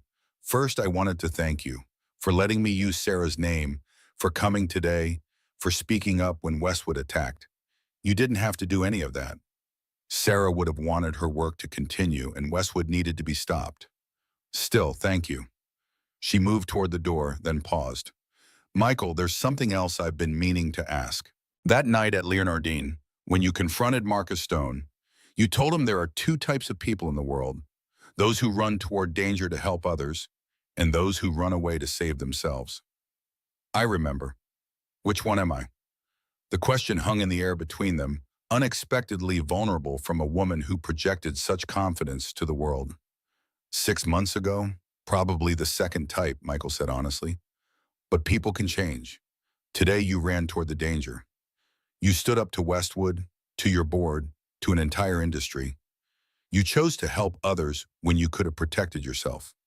Relief flickered across Olivia's face, followed by something softer, more personal. "Thank you for saying that. I'm just calling it like I see it." An awkward silence fell between them, both aware of a shifting dynamic that neither was quite ready to name. "I should go," Olivia said finally. "Big day tomorrow. The media fallout from the Westwood arrest will be intense. You'll handle it, Bowen." "I will." She opened the door, then looked back at him. "Good night, Michael." "Good night, Olivia." It was the first time he'd used her first name, a small but significant shift in their relationship. Neither commented on it, but both noticed. After she left, Michael sat in the quiet apartment, thinking about the extraordinary turn his life had taken since that night at Leonardine. From a simple mechanic to the potential director of a billion-dollar foundation. From avoiding Olivia Sterling to considering her what? Ally? Friend? Something more complicated that he wasn't ready to define? Sarah's voice seemed to whisper in his mind. "There are no coincidences, Michael. Just paths crossing when they're meant to." For once, he didn't argue with the sentiment.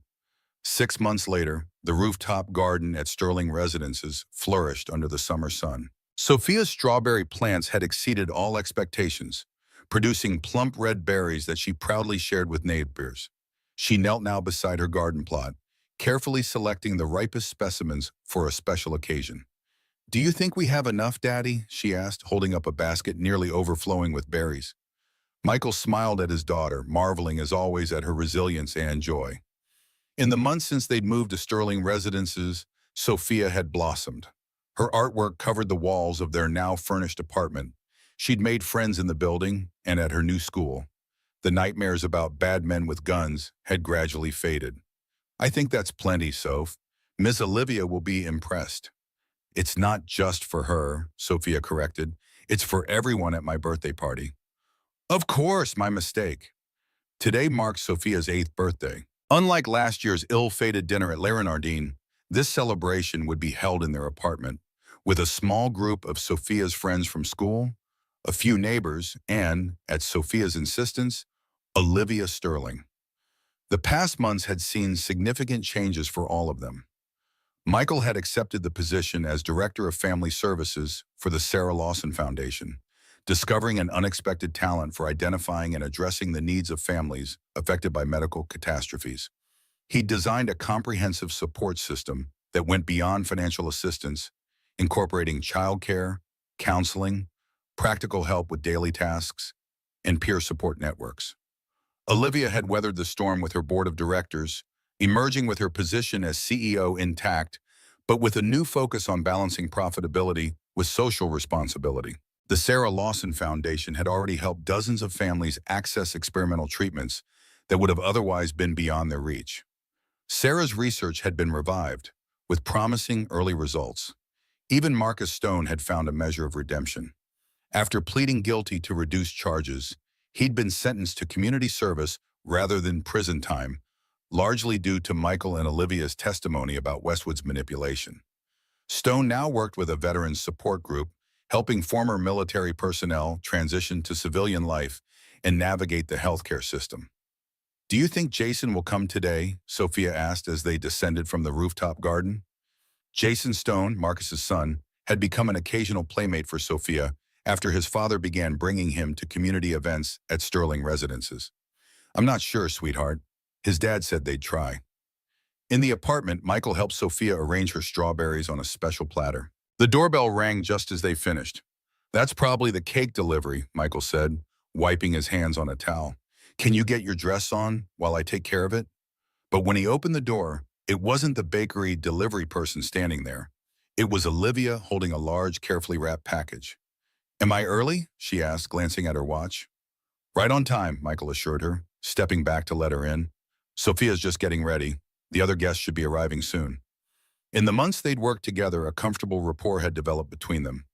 Professional respect had gradually given way to genuine friendship, though both carefully maintained certain boundaries. Michael was still healing from Sarah's loss. Olivia was still learning how to connect authentically with others after a lifetime of emotional isolation. "I brought her something," Olivia said, nodding to the package. "I hope it's appropriate. I'm sure she'll love it, whatever it is." Sophia emerged from her bedroom in a yellow dress similar to the one from Leonardine, but new, a gift from Michael for her birthday. When she saw Olivia, she rushed forward for a hug, a gesture that had become natural between them. "You came, and you brought a present. Can I open it now, Daddy? Please?" Michael laughed. "It's your birthday, but maybe save some excitement for when your friends arrive." Sophia was already carefully removing the wrapping paper, revealing a professional-grade telescope. Her eyes widened in wonder. "For stargazing," Olivia explained. "You mentioned wanting to see the Horsehead Nebula up close. This won't show quite that level of detail, but you'll be able to see planets, star clusters, and some closer nebula." "It's perfect!" Sophia threw her arms around Olivia again. "Thank you. Can we set it up on the roof tonight? Can we see where Mommy lives?" "Of course we can," Michael said, meeting Olivia's gaze over Sophia's head, silently conveying his gratitude. Olivia had an uncanny ability to find gifts that connected Sophia to her mother's memory in positive, forward-looking ways.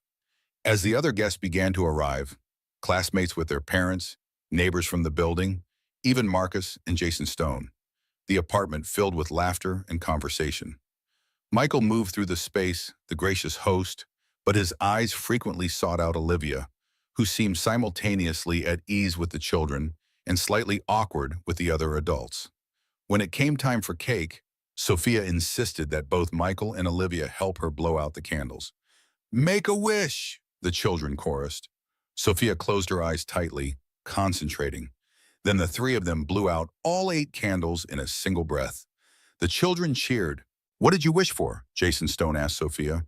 "I can't tell or it won't come true," she replied solemnly. "But it was a good one." Later, after the guests had gone and Sophia was in bed, Michael and Olivia sat on the balcony with glasses of wine, looking out at the city lights. "Thank you for the telescope," Michael said. "It was perfect." "I'm glad she liked it. I wasn't sure if it might be too advanced." Nothing's too advanced for Sophia when she's interested in something. She gets that from her mother. A comfortable silence fell between them, broken only by the distant sounds of the city. "It's been quite a year," Olivia observed. "That's an understatement." Michael turned his glass in his hands. "Did you ever imagine that night at Leonardine, that we'd end up here?" "Not in my wildest dreams. I was too busy trying not to get shot." She smiled. "Though I do remember thinking you were the most extraordinary person I'd ever met. Because I took down 3 armed men." No, because afterwards, all you cared about was making sure Sophia was okay. The violence was impressive, but your love for her was illuminating. Michael considered this. Sarah used to say that darkness doesn't destroy light, it reveals it, that we don't know our true selves until we're tested. Wise woman. The wisest. He looked at Olivia directly. She would have liked you, I think. Eventually, after giving you a hard time for being part of the system. Olivia laughed softly. I would have deserved it. Another silence, this one charged with unspoken possibilities.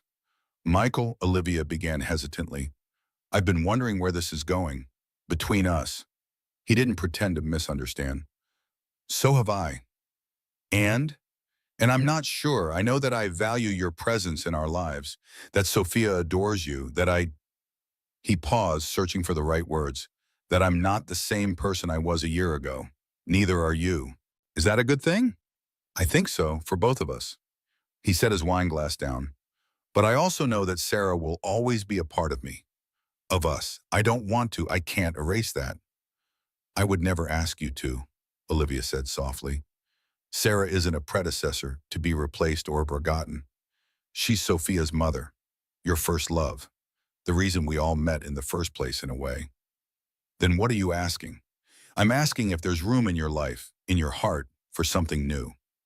Not a replacement, but an addition. A new chapter, not a different book entirely. Michael looked out at the city, thinking of the journey that had brought them to this moment, the chaos and violence of their first meeting, the tension and suspicion of their early interactions, the gradual building of trust and understanding, the shared purpose they'd found in the foundation. I think, he said slowly, that Sarah would say this was all part of the plan, paths crossing when they're meant to. And what would you say? Michael turned to her, really seeing her, not as the billionaire CEO or his boss or even his friend, but simply as Olivia, a woman who, like him, had been shaped by loss and challenge, who had chosen to be better, to do better, when confronted with hard truths. I would say that darkness doesn't destroy light, it reveals it. And sometimes what's revealed is worth exploring. He reached across the space between them, taking her hand in his. A simple gesture, but one that promised possibilities neither of them had imagined a year ago. Inside, Sophia's telescope stood by the window, pointed toward the stars, toward the Horsehead Nebula, where, in a child's understanding of heaven, her mother watched over them. In the morning, they would help her set it up properly, teach her how to find celestial bodies, how to see further than the naked eye allowed. For now, though, they sat together in comfortable silence, hands linked, contemplating not the stars but each other. Two people who had found unexpected buoyed in the aftermath of darkness. There are no coincidences, Michael murmured, finally believing it. Just paths crossing when they're meant to, Olivia finished, squeezing his hand. Above them, the stars continued their ancient patterns, indifferent to human concerns, yet somehow comforting in their constancy. Life would continue to challenge them, to test them, to reveal their true natures in moments of crisis and calm alike. But tonight, on the balcony of a home that had once seemed impossible, they faced those future challenges not alone, but together. Their paths irrevocably intertwined by chance, choice, and perhaps something more profound than either could name. 1 year after the establishment of the Sarah Lawson Foundation, Michael stood on the rooftop terrace of Sterling Industries headquarters, looking out over New York City. Behind him, laughter and conversation flowed from the foundation's first anniversary celebration. He was no longer a mechanic at Wilson's garage, but a respected director of family services, having helped over 100 families navigate challenges similar to those he had faced. Not joining the party? Olivia stepped beside him, offering a glass of champagne. Her simple but elegant black dress complemented Michael's suit. No longer the worn one, but a new one befitting his position. Just needed some fresh air, Michael replied. Hard to believe it's been a year. Indeed, Olivia agreed, looking into the glass-walled room where researchers, supported families, and foundation staff mingled. See over there? She pointed to Sophia, now 8 years old, enthusiastically explaining something to a group of attentive adults. Next to her stood a senior doctor from the research laboratory. What's she doing? Michael asked, half proud, half concerned. Olivia smiled. explaining how to use a telescope. Apparently, she's become our unofficial astronomy expert. Dr. Chen says she can locate constellations faster than some of his interns. Michael shook his head, amazed at his daughter's development. She has her mother's intelligence and her father's determination, Olivia added. They stood in comfortable silence, enjoying the ease that a year had brought to their relationship. No rush, no pressure, just mutual understanding growing with time. I have good news, Olivia said finally. The Phase 2 clinical trials have been approved. Sarah's treatment protocol will be tested on a wider patient group next month.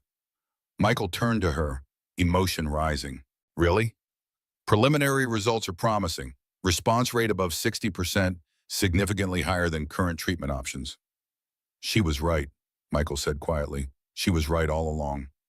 We're naming it the Lawson Protocol, Olivia said, so people will know who initiated this research. Michael turned away, gazing at the Manhattan skyline to hide his emotions. Sarah would hate that.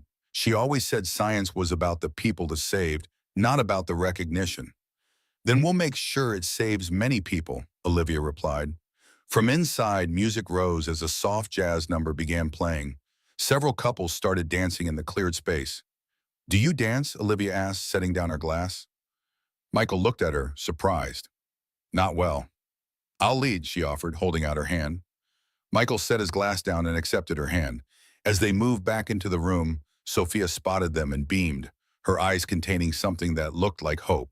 Across the room, Marcus Stone stood by a window, observing everything with a serenity he couldn't have possessed a year ago. Beside him, Jason was animatedly talking with a group of other children, including Sophia. After pleading guilty and completing 6 months of community service, Marcus had become a key advocate for the Foundation's Veteran Support Program, connecting former service members with the medical resources they needed. Mr. Harris, he nodded as Michael and Olivia passed by. Stone, Michael returned. Jason looks well. He likes his new school. Thanks for arranging the scholarship. Wasn't me. That's the Foundation's program, Michael answered simply. Marcus nodded understanding, looking between Michael and Olivia. She would be proud of what you've done. Both our wives. It was Marcus's first acknowledgement of the developing relationship between Michael and Olivia. Michael didn't know what to say, but Olivia smiled. Thank you, Marcus. The new research begins next month. Marcus nodded. I read the newsletter.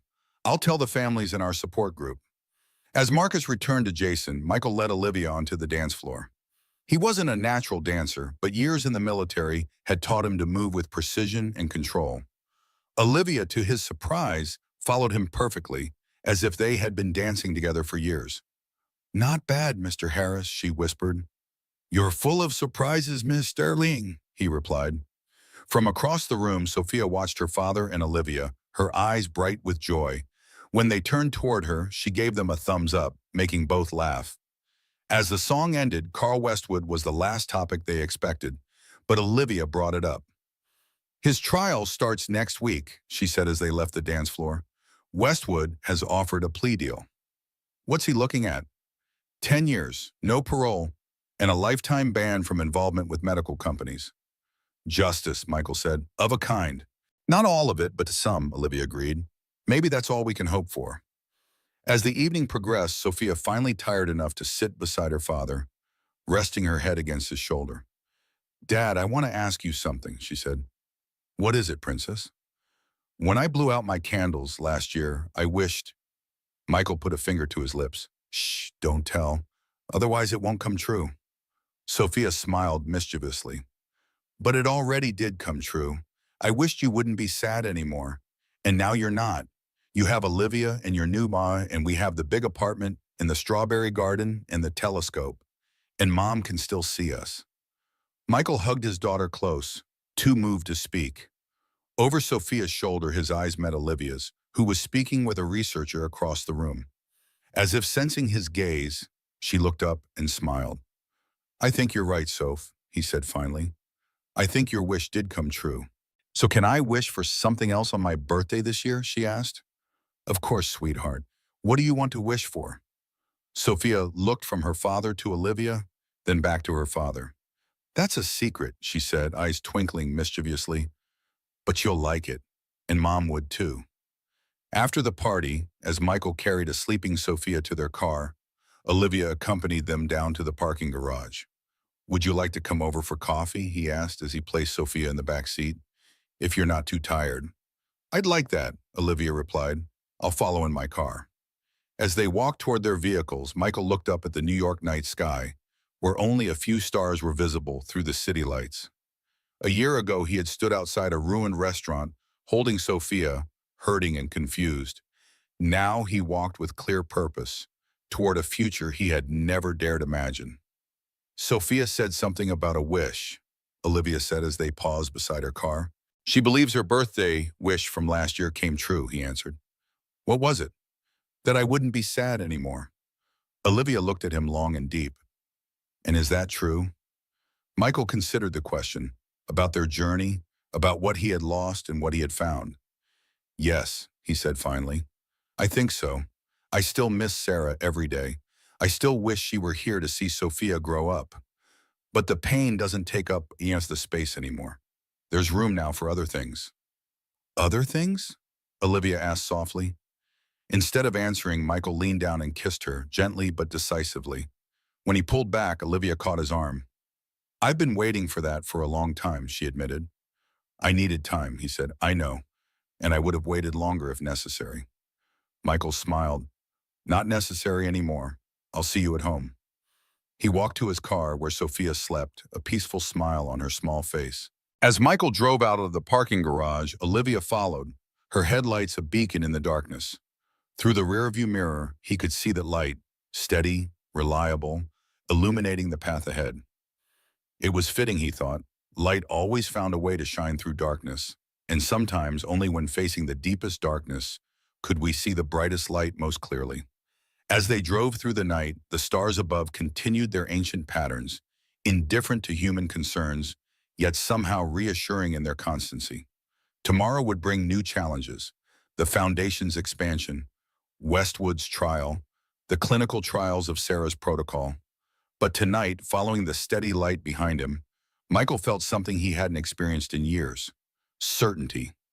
Not the rigid certainty of youth that believed in perfect plans and happy endings guaranteed. This was a deeper certainty, tempered by loss and hardship. The certainty that whatever came next, they would face it together. That even in imperfection, there could be beauty. That even through grief, joy could eventually find its way back. At a red light, he glanced at Sophia in the rearview mirror, peaceful in sleep, then at Olivia's car behind him. 2 years ago, he couldn't have imagined this configuration, this strange, unexpected family forming from the wreckage of tragedy. Yet here they were. The light turned green and Michael drove on. Behind him, Olivia followed faithfully, her headlights cutting through the darkness, guiding them home.